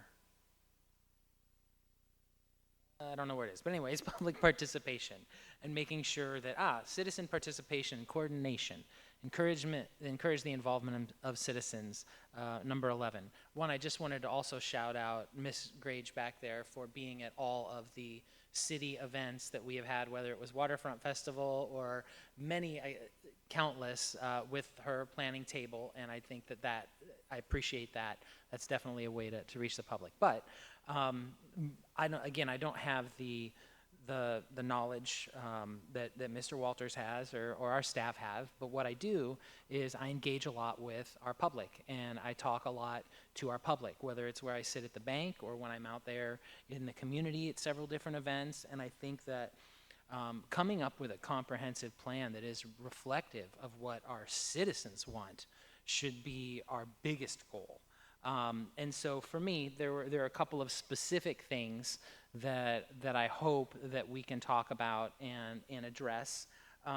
One of them is short-term rentals, and I'm speaking specifically of owner-occupied short-term rentals. We had a very robust discussion around that here at Council. I know they also had one at the Planning Commission.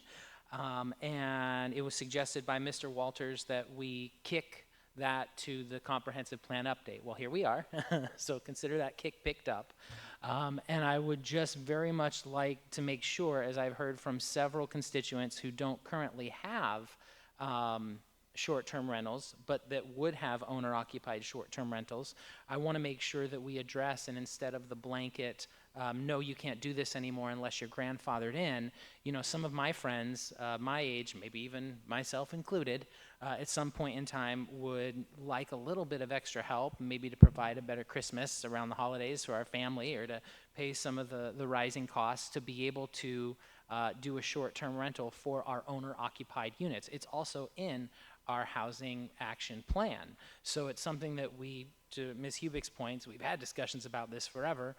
I feel like that's something that we can change, whether that's a regulation change or an ordinance change. It's something that I've heard from several members of the public. Again, I'm not calling for an outright, like, let everybody do short-term rentals, but I think the owner-occupied short-term rentals is a big one.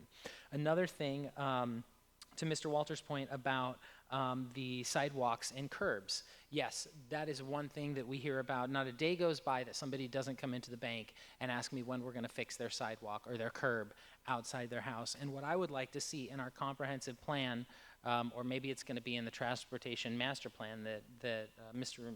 Remain is working on, but there are areas of this city that have been fully developed or might only have 1 or 2 plots of land left to develop. All the big trucks have gone through already. I think of the lower west streets when I think of this. Kansas Avenue comes to mind. We're not going to be doing a huge bunch of development up there anymore. So maybe now it's time we fix those streets and we prioritize getting some safer sidewalks, some curbs in there. That's one of the most highest walked areas that's not a park in Anacortes. So maybe we can look at that. So coming up with a way where we can look at the areas of town that maybe aren't ripe for development and say we're going to prioritize those and do sidewalks and curbs in those neighborhoods. I think that would be something good.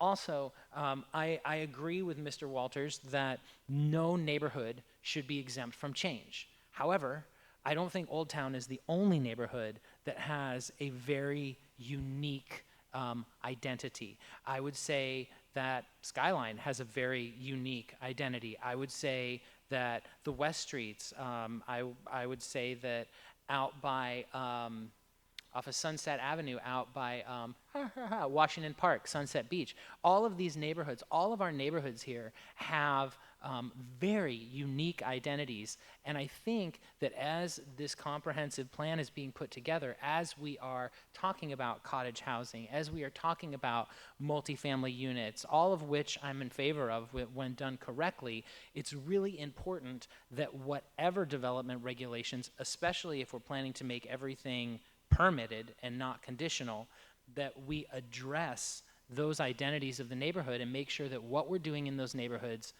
fits with the character, fits with what is currently going on in those neighborhoods. So that's a big priority for me as well. And it's also a priority that we hear a lot, or I shouldn't say we, I'm gonna speak for myself. It's a priority that I hear a lot from members of our public. I also think that our public participation, while yes, we've done an open house, and by the way, if we do another open house, can we pretty please rent a sound system? Because that was rough last time. But I think that we need to have even more public participation. We said that we were maybe going to do a mailing at some point in time. Again, I know Ms. Grage has been out there on the street, but I think it's really important to find additional opportunities for that engagement, because I look at this is the biggest thing we're doing in 10 years, and we only had 5 or 6 people here. We're just at the beginning. We have hired a marketing firm to help with some of our flyer work. So there's more coming. And marketing, and yeah, we do intend to have a large scale mailer, and yeah, we're still getting the ball rolling. I don't envy you. Again, I think I've said that before. I know this is a tough lift. And the other thing that I would say is I would very much like to look at a lot of what Mr. Walters said, because again, still learning here, still trying to, I didn't understand everything that was referenced, but I'd like to understand everything that was referenced. So if you could provide that document, that would be awesome. That's all I got. Ms. Cleland-McGrath. Thank you, guys.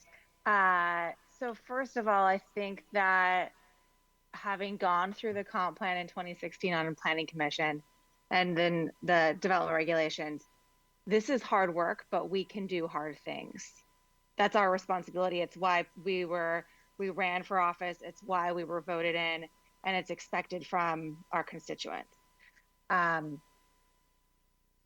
also the purpose of our meeting today was to invite Planning Commission to hear kind of some of our priorities and have them present for this.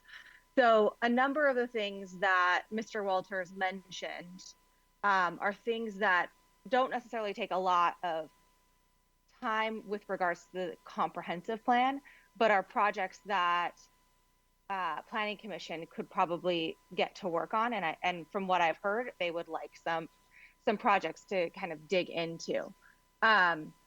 I do think that this, for example, the senior center planning, we have an aging population. We haven't done a master plan for that.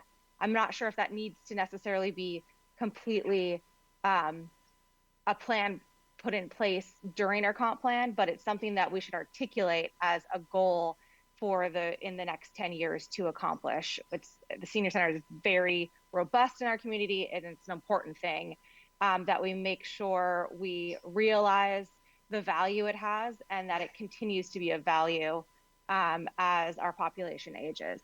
The ACFL, and I've had some conversations, yes, we should keep talking about that. Strong towns, when it comes to references to no neighborhood being exempt from change and then no radical change, I think is a really good value statement that should be further discussed, articulated, understood by the public, understood by Planning Commission, and tailored to Anacortes as a community.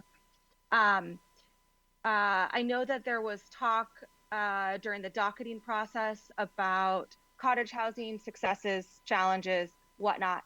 From my perspective, we've had some examples of cottage housing that made a lot of sense when it was a larger parcel, when there were units that were, I would say, probably 8 or more, and there were critical areas involved in the site.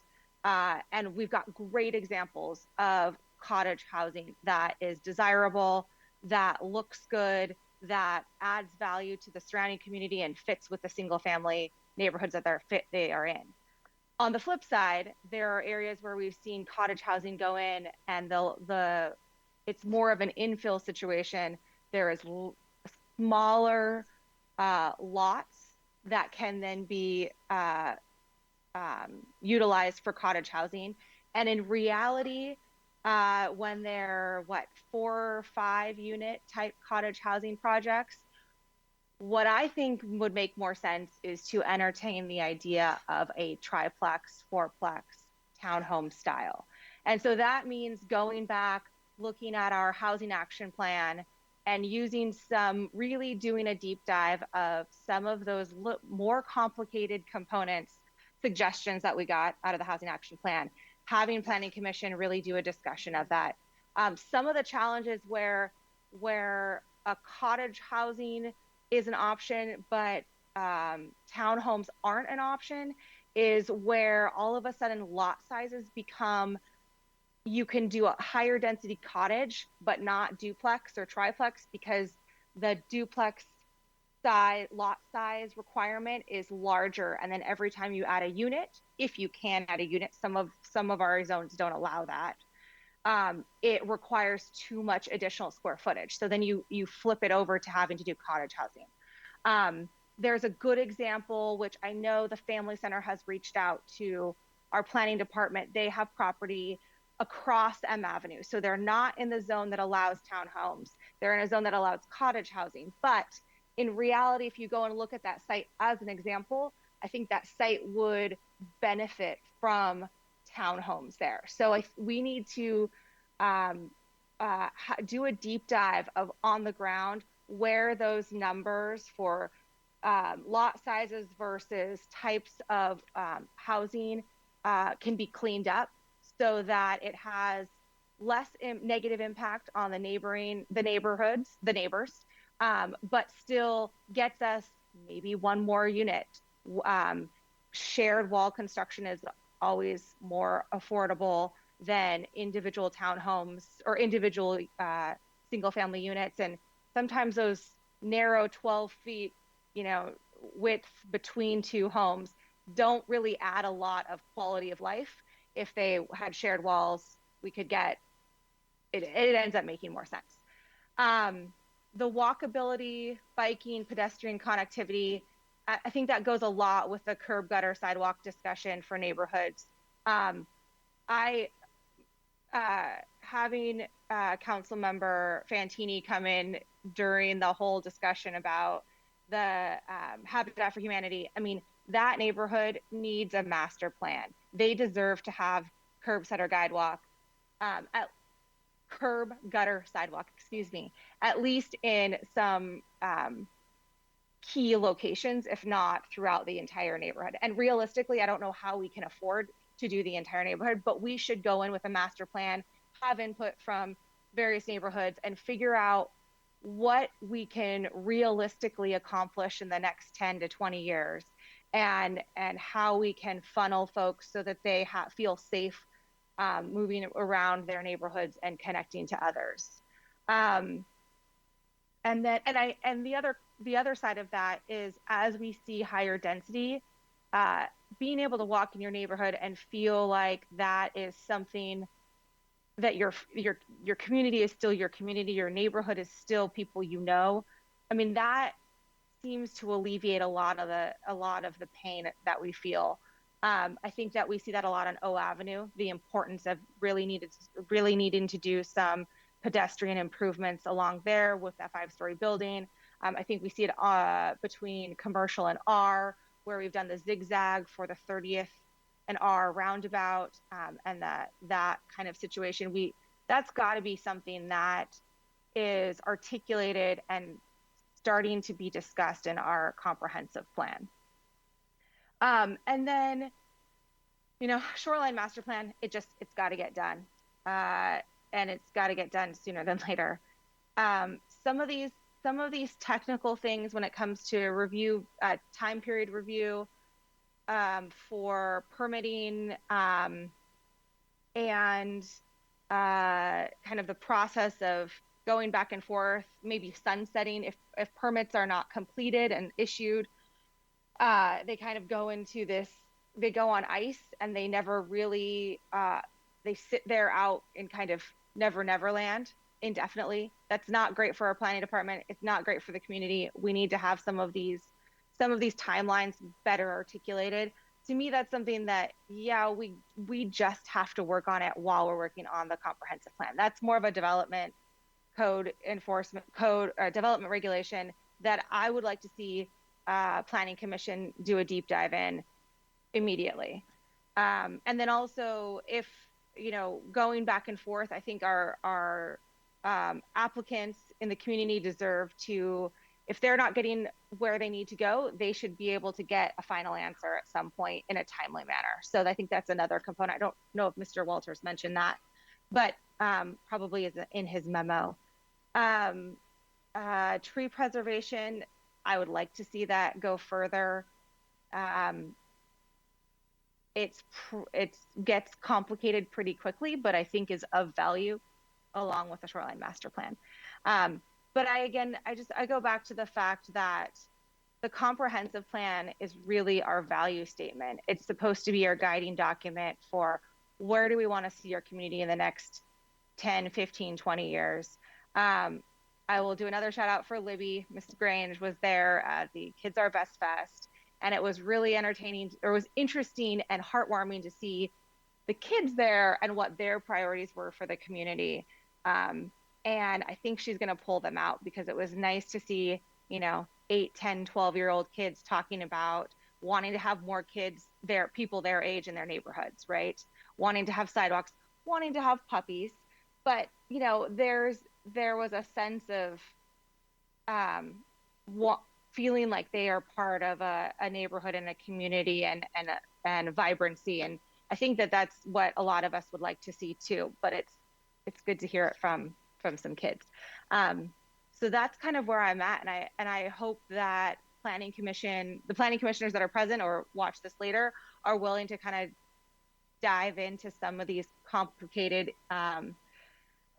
projects along with working on the comprehensive plan. Thank you. Mayor Pro Tem. Mr. McDougall. I just wanted to thank the petitioners, the folks that came and presented this evening to us. It was great to hear basically their proposals in their words, to be able to ask questions. And also, like, 1,000% agree with Ms. Cleland McGrath. I was part of the 2016 through 19 effort as well, and supremely confident that we as a community, planning commission, council, staff, like, we will get it done. It's a lot of work, but we will get it done. So, you know, we'll just have to make sure to let Mr. Coleman and Ms. Grage know, like, show them some love from time to time over the next 18 months. So, thanks. I also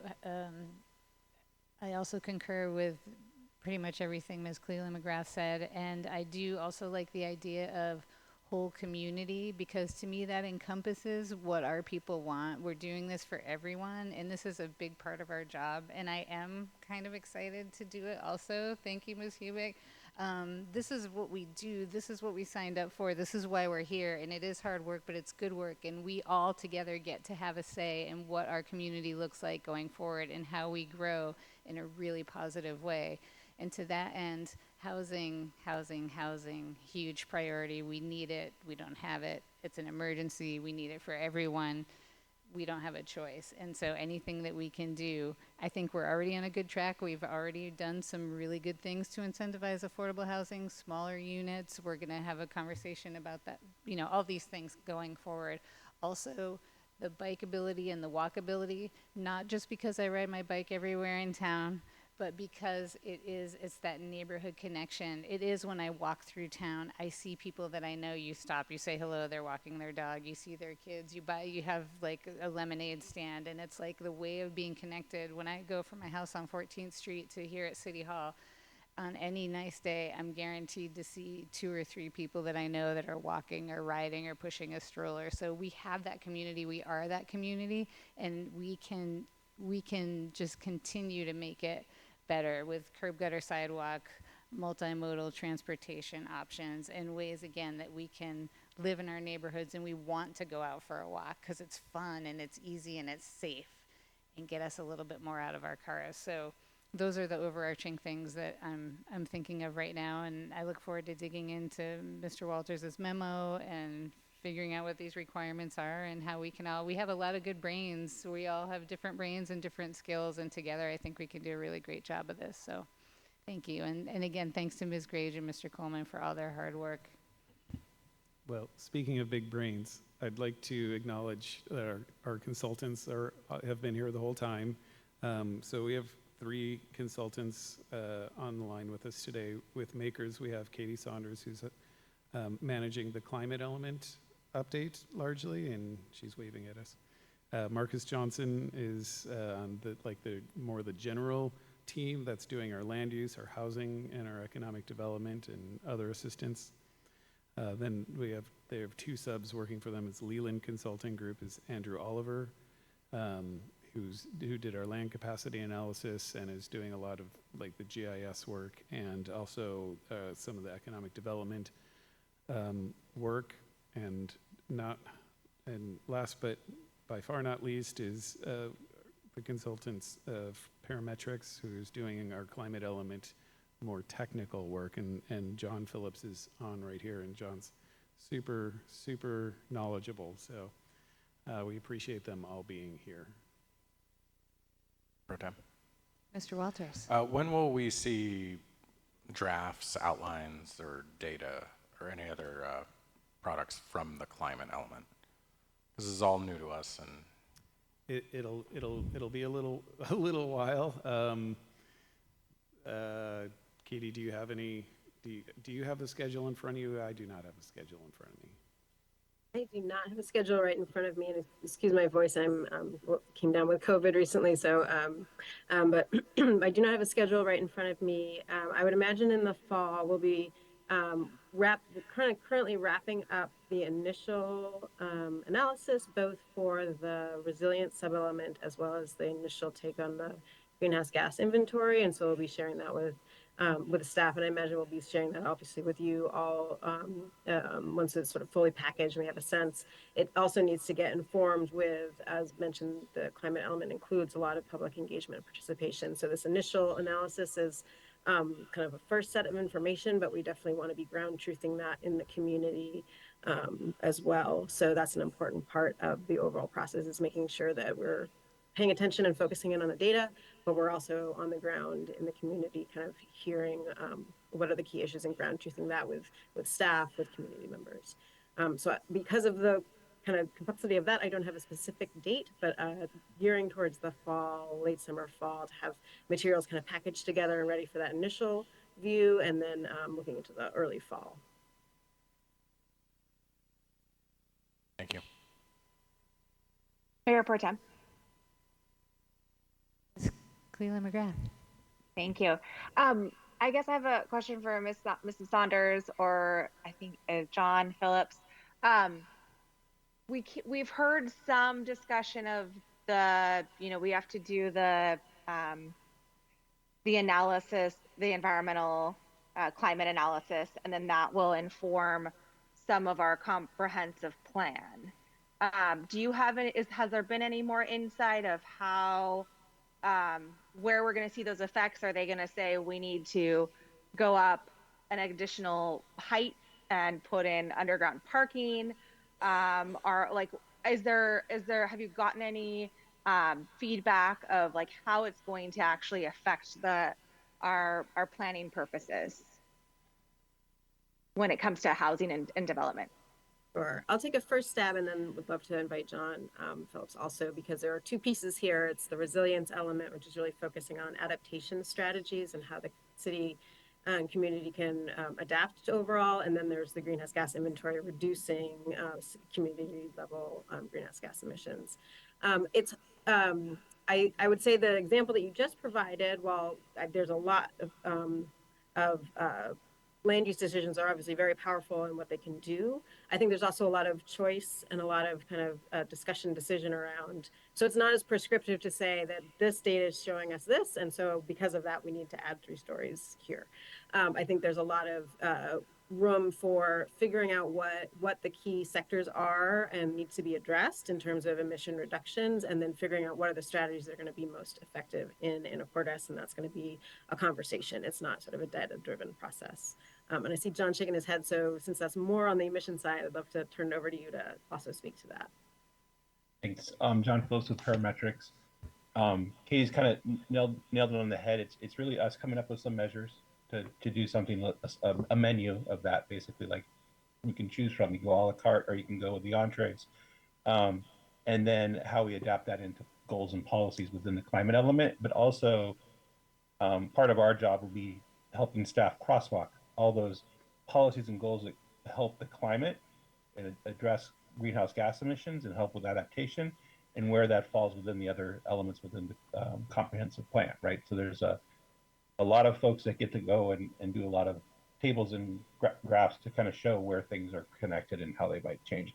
And what I've seen in some of these, we've done some early ones, is that's a long process, and there are a lot of policies that kind of apply to that climate element. And then we'll have other policies that we're starting to look at now that are missing that we should probably have and recommend forward. But it comes basically from a measures, like this is what you can do, how does that feel? And Katie kind of hit it, like that's a lot of the stuff we have to talk to the internal staff at Anacortes, the public at large, you all get to weigh in on those measures, and then we can come back and start thinking about how those adapt into policies, and then where do they go in the climate, in the rest of the comp plan. So there's no mistake that those things that help greenhouse gas emissions for active transportation, bicycling, and pedestrian should be in that transportation element as well, right? That's a simple example.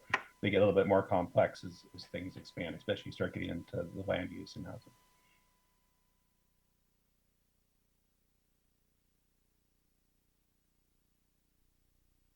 Okay, thank you for that. I also like to thank the Planning Commission members who are here. Very much appreciated.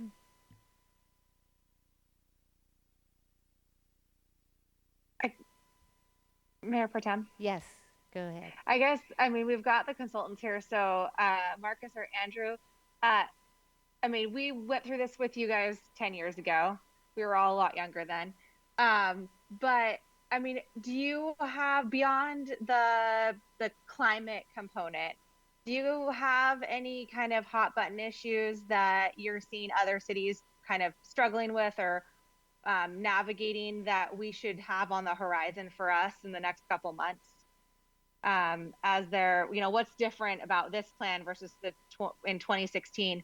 Obviously, we can read what Commerce has required us to do in the long narrative, but any kind of like discussion things you've been hearing from community members when you're doing this work, or something we should be aware of?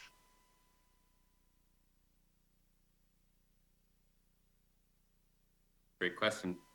Hi, everybody. I can speak a little bit to that from the perspective of new housing requirements, but I don't know, Marcus, do you have bigger sort of overall thoughts from the maker's perspective before I get a little bit nerdy? No, the only thing that came to mind for me, and I think this has been touched on already in the meeting a lot, is I think everybody is thinking about housing. And so I do think you're kind of ahead of the game, or you've been thinking about that in terms of already with the housing action plan and kind of trying to look at these things, or you've already engaged and talked about these things in previous planning processes. And so now this is just pulling some of those things further analyzing these things, and then taking the approach, or kind of agreeing on an approach that you'll go forward on. And some of these changes have already, have happened. You've talked about some of the code updates that happened in 2019 and how some of the benefits that it has brought to the city and some of the changes and things. And so it's just building on that. And that's kind of been a lot of the hot topics of, a lot of, requirements that in particular I focus on in other projects and other work, is around housing and kind of the requirements from the states. And so Andrew, anything to add there? Not much. I'll just say that we have been working with Libby and John on the yearly part of the land capacity analysis and looking at, as Mr. Coleman was saying earlier, how to accommodate these new targets by income, which as we know are still in flux as well. So that process, the 2024 comp plans that I worked on quite a few of in the Puget Sound area, was the first attempt at that sort of since the statute came in with HB 1220.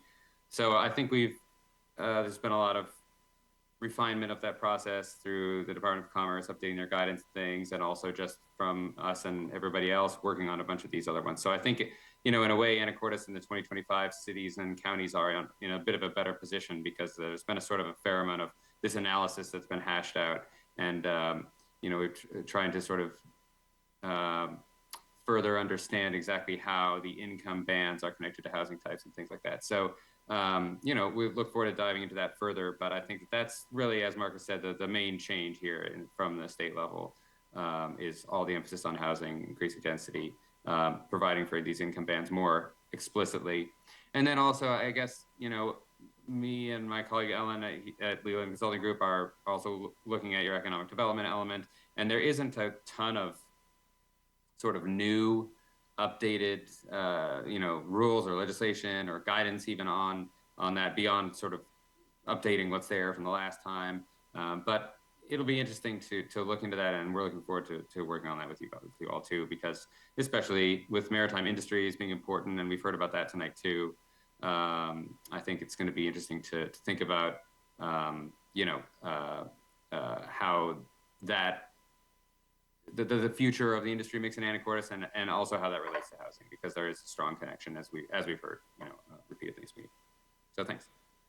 So I have a related question. Thank you for that. That with our needing to have capacity for almost 3,000 new housing units, and 1,500 of those being for under 50% AMI, that we are going to need some real actionable items and tools in order to create that. Who's going to build it? How is it going to be affordable? Is it public-private partnerships? Is it more incentives? I mean, how do we do it? How can a developer afford to do it? How can a city afford? I mean, we have a piece of land that has some acreage that we keep talking about doing. We're going to do a feasibility study on what can go there for housing, but I mean, I hope there's going to be something that will help us, that's known. Can you speak to that at all? A great question. Well, I think there's two phases of this to think about in a way, and the first is the requirements around capacity, and then there's like this second phase of, potentially turning that land capacity into actual housing. And I think that, to some degree, the strong requirements around the income band analysis are looking really at the zoned capacity and where you could fit units. And so I think from that requirement side of things, it's more technical, so to speak. But yes, Commerce has, a process that they've established for this comprehensive plan update, where you look at what the barriers to producing those units might be once you see where you could put them. And there's various categories, so obviously development regulations, but also funding and other obstacles to production of lower income units. And so we will be looking at those kind of strategies. Whether they're incentive-based or, tax. We heard about the MFT earlier, for example, or regulatory. And from the funding perspective, I think also I had some conversations with Commerce a couple of months ago where they were talking about sort of understanding from the state level that jurisdictions are really going to need financial help to get things built, especially in lower incomes and in small and moderate-sized communities. So there's some conversations going on at that level as well, which I expect we'll hear more from this year sometime or next year, legislatively and from Commerce about that. So, but yes, the moving from the capacity to the construction is the hard part, and we will be looking into a bunch of options in this process. Great, thank you. I did miss, there was at the Association of Washington Cities, I think there was a session on how to get that kind of housing created, and I believe maybe the mayor of Port Townsend was there. Mr. Fantini, did you get to attend that session? I did, and it was encouraging, but I think to your point, there's still not any silver bullet or perfect tool to solve that problem. There's a lot of good energy and a lot of good thoughts and a lot of good intention, but we still need some more specific tools and options. Thanks.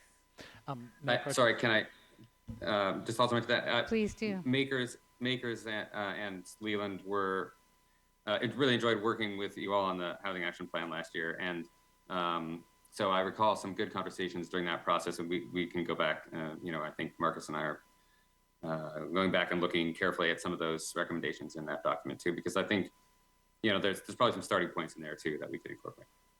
Pro Tem? That's nice to hear. Yes, Mr. Fantini? Yes, I actually was going to bring that up because I looked over that a lot during the discussion, and it did seem like that there were several items in there that we haven't taken advantage of yet. And so I appreciate the fact that you'll go back through that and hopefully incorporate a lot of those thoughts in there.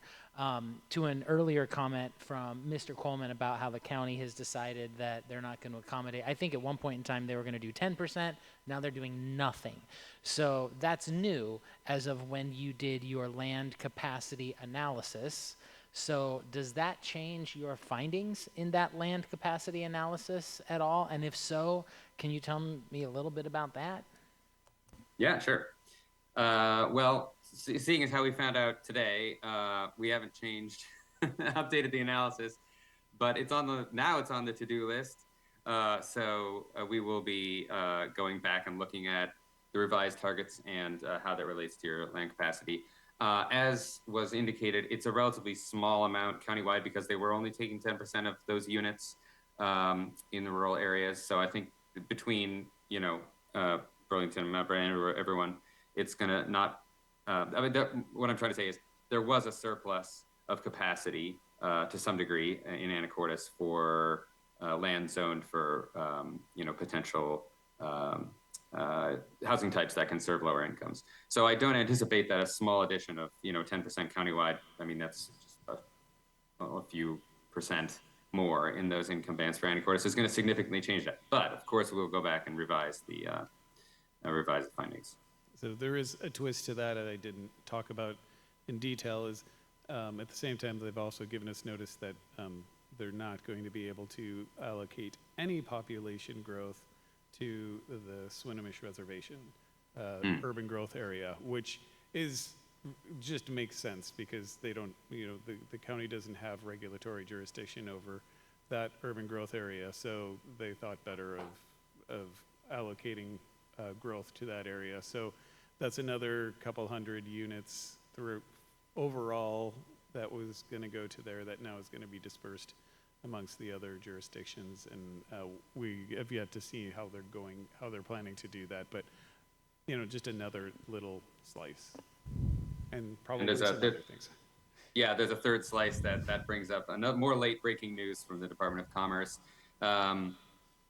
in the emergency housing department, and this is something which we'll be talking with you and Plan Commission about considerably, I'm sure, during this process. But there's also a separate allocation for emergency housing in beds as opposed to units.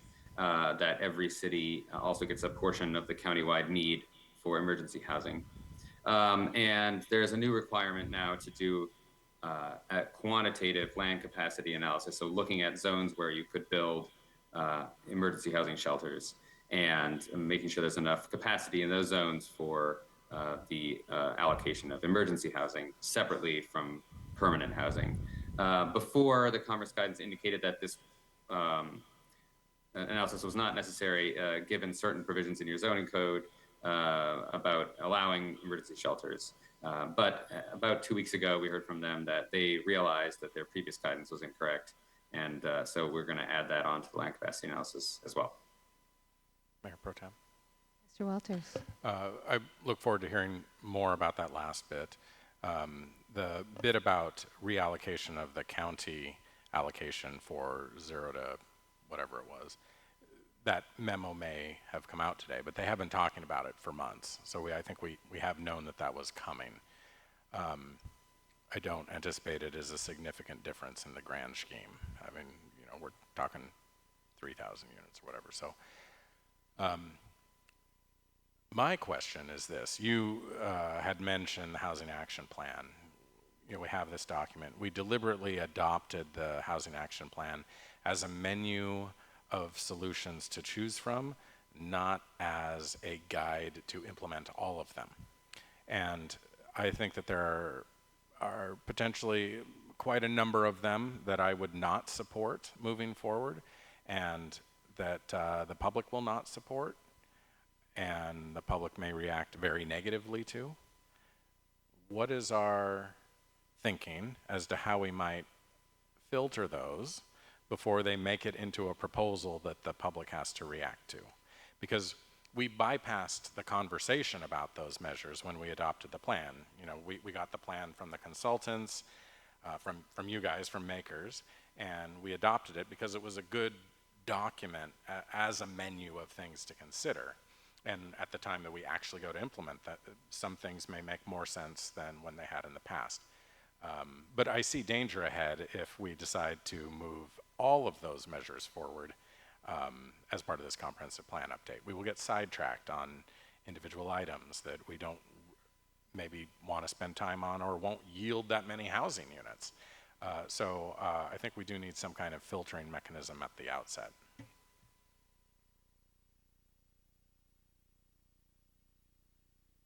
I concur. I think that's a good idea. And also, I know we had some low-hanging fruit that I think we might have done a couple of those, but those would be a good thing, some good things to bring to the forefront also. Yes, I don't have much to add, except that that point is well taken, and we will work with the staff and Plan Commission to think about the implications of those measures. I don't know if you had anything to add, Marcus.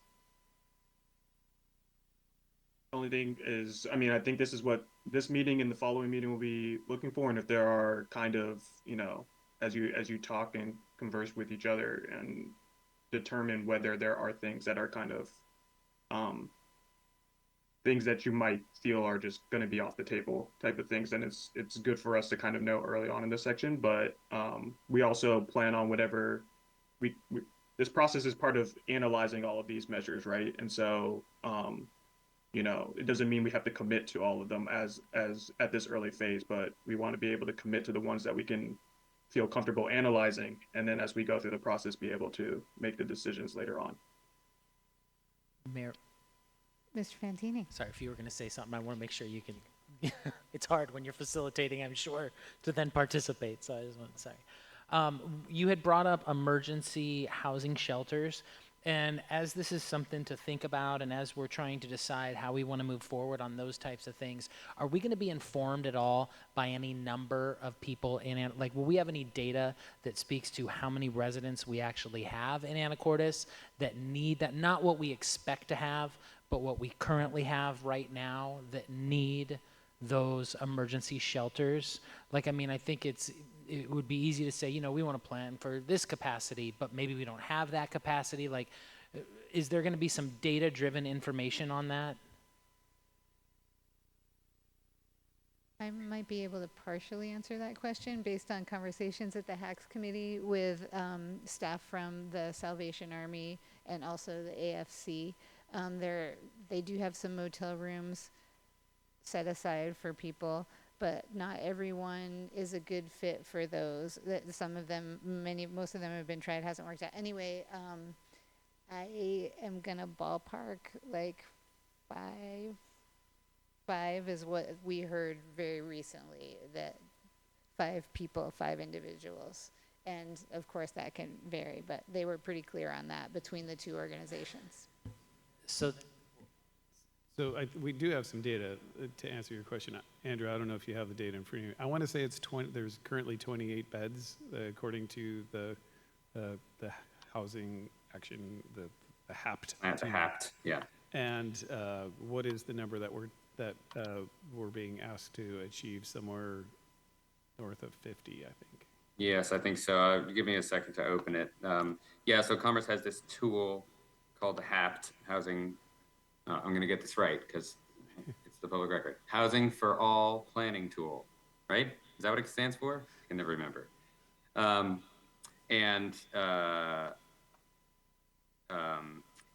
It generates a target. It doesn't generate a target. It uses a bunch of data that Commerce collected in order to forecast future need for homeless shelters and beds in the county, and then allocates that to jurisdictions.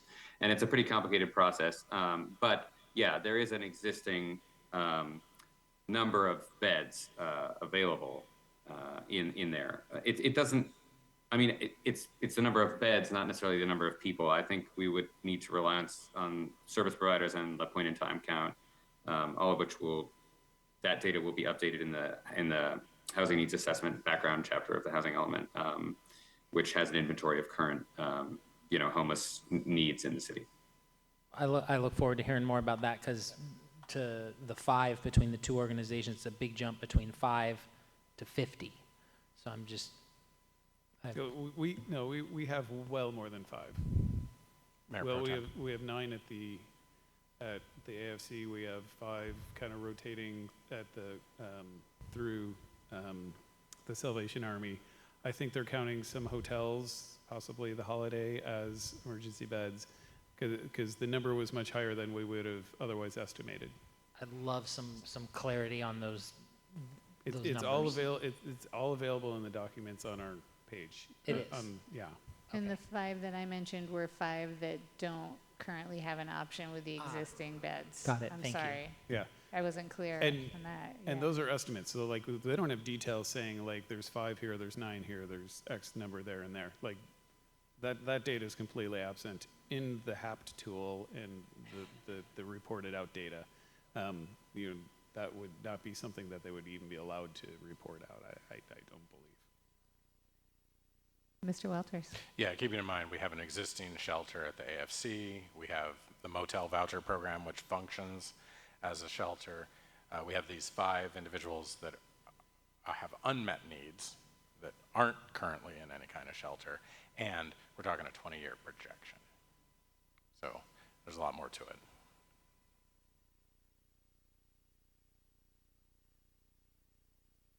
How's everybody doing? We're about 10 minutes to 9. Time Gonna check go for- another 3 hours. Yes, so I really appreciate the consultants being here, and since they're here, I'm trying to think of every possible question. But I guess a question would be, when will they be participating again? Because I think we have 2 more 2 more visits from the consultants, and I'd like to time these really, really well.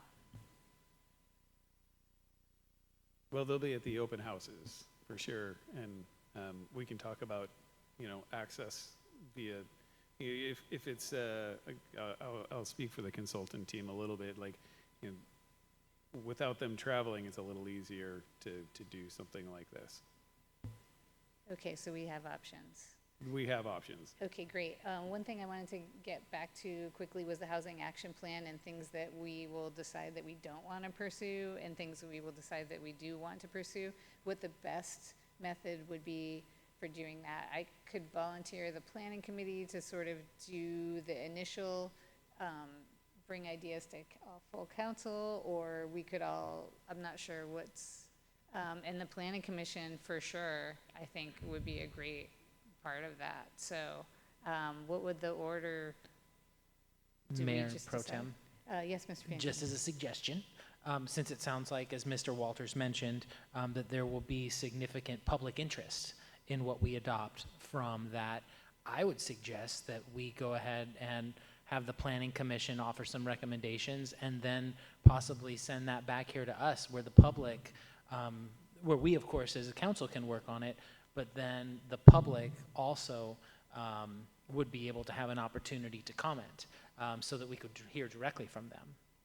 That sounds good, especially like they would have both opportunities with the planning commission. They would have opportunity to participate, and then when their recommendations come to council, that would be another opportunity. So anyone want to offer other thoughts on that? The head nodding instance, Mr. Mayor Pro Walters. Tem. Might be informed by the consultants as to whether or not they're going to have any data on how many units could be obtained from each of the measures, or which measures might be more impactful in terms of units and which would be less impactful. I'm not certain that we want to spend the time of 2 bodies to go through the filtering process. So maybe then what I'm hearing is that would that be something that the consultants could do? Maybe they could provide a first cut. A first cut to hand off to the planning commission. Does that sound reasonable to our consultants? Because I think that the key is to identify the third rails, not to individually vet every one of them. Mayor Pro Tem, Ms. Huber? hasn't the housing action plan been prioritized? Wouldn't high priority items take precedent?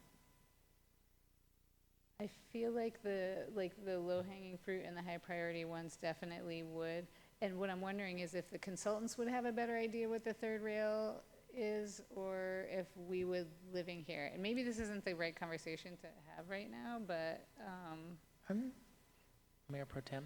yes, Mr. Fantini. Well, I would again say that, what Mr. Walters had expressed was that the difficulty would be that the public would have issue with this, and that we want to make sure that we're doing what the public, what's in the best. So I would still say that having the opportunity to have it go before the Planning Commission and then come back to us, it seems like those of us that,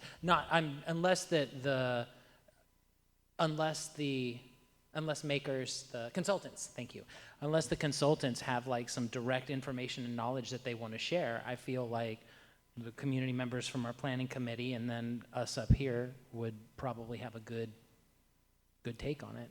Sure, but back to I agree, and back to Mr. Walters' point about the data, like how much would these generate? Like where do we get kind of the most bang, the most effectiveness for each idea? Mayor Pro Tem? Mr. Young? No, I totally agree.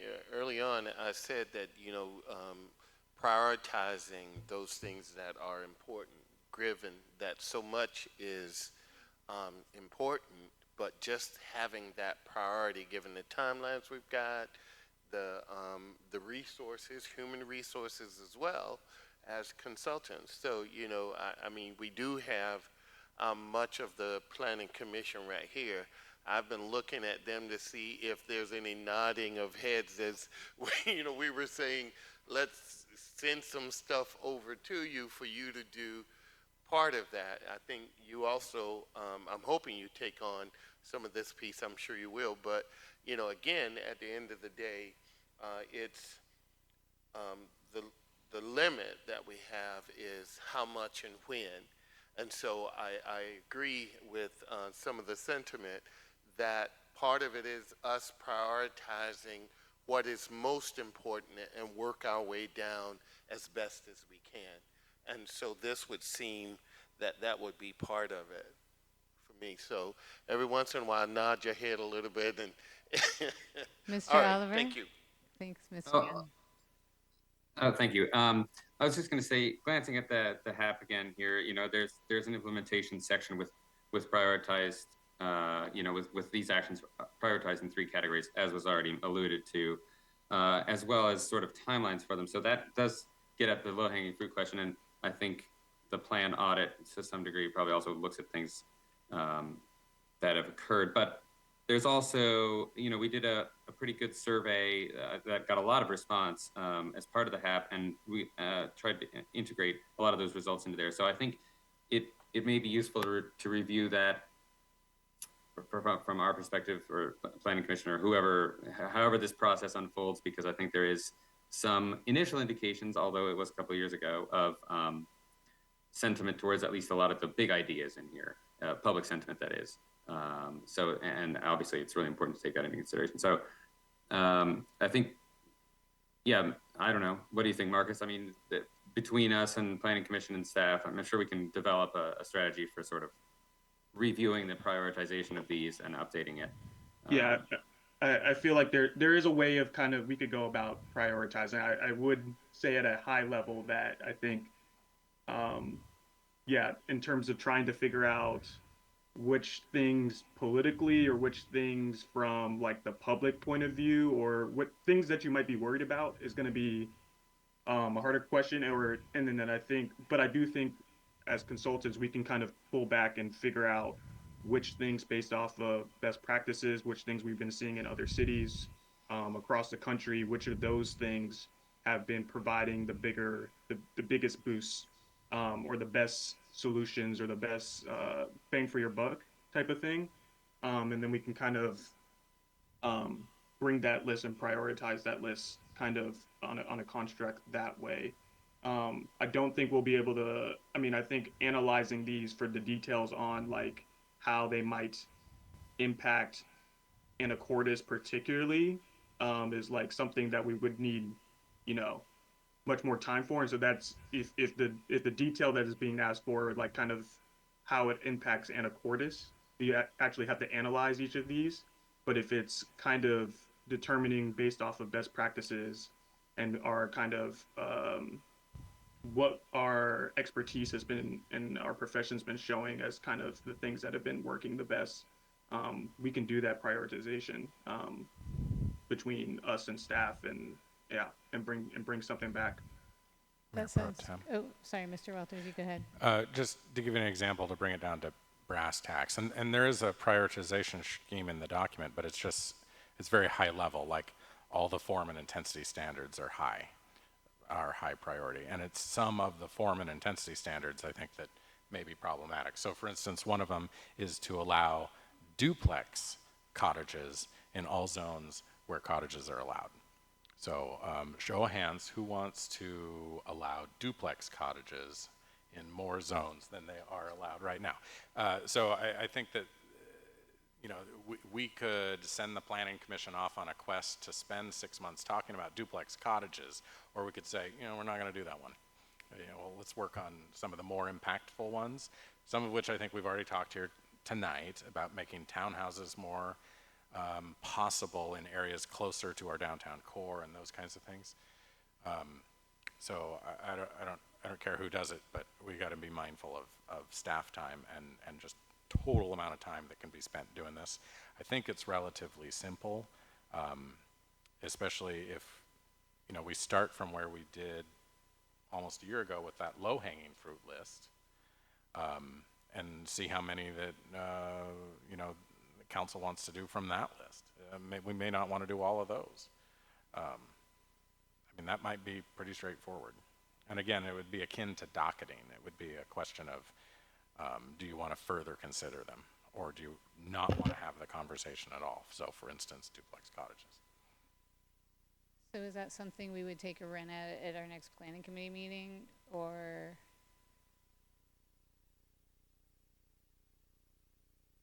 I would suggest, yeah, I think you could do it in an hour. I mean, cross them off and bring them to council. Okay.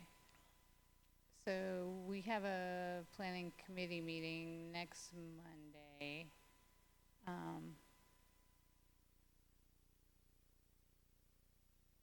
We do it there. Council would get the full list. Council would get the ones we don't think are worthy of moving forward. And then we could actually look at it in the context of docketing, or right afterwards, I guess, maybe. And then where does that leave the planning commission? Well, then they're gonna have to hear the public hearing about those proposals. Okay, and then Because staff or consultants will go and write them up, and they'll be part of the next element. the whole shebang. Okay. So how is it working again? So apparently we think we can do this, and Ms. Cleveland-McGrath, feel free to weigh in. But we're thinking we take a quick run at it at our planning committee meeting next week, and then come back to council with it. I think that should work. It would be great to get the list back of the ones you want to do and the ones you don't want to Exactly. Do. Yes, it would include both of those. And so, I mean, we would do the report next week, but it would be probably, we wouldn't have it like super, we'll have like a document. Like, Just be cognizant, next Monday's council meeting is going to be stacked. Right, so we won't delve next week.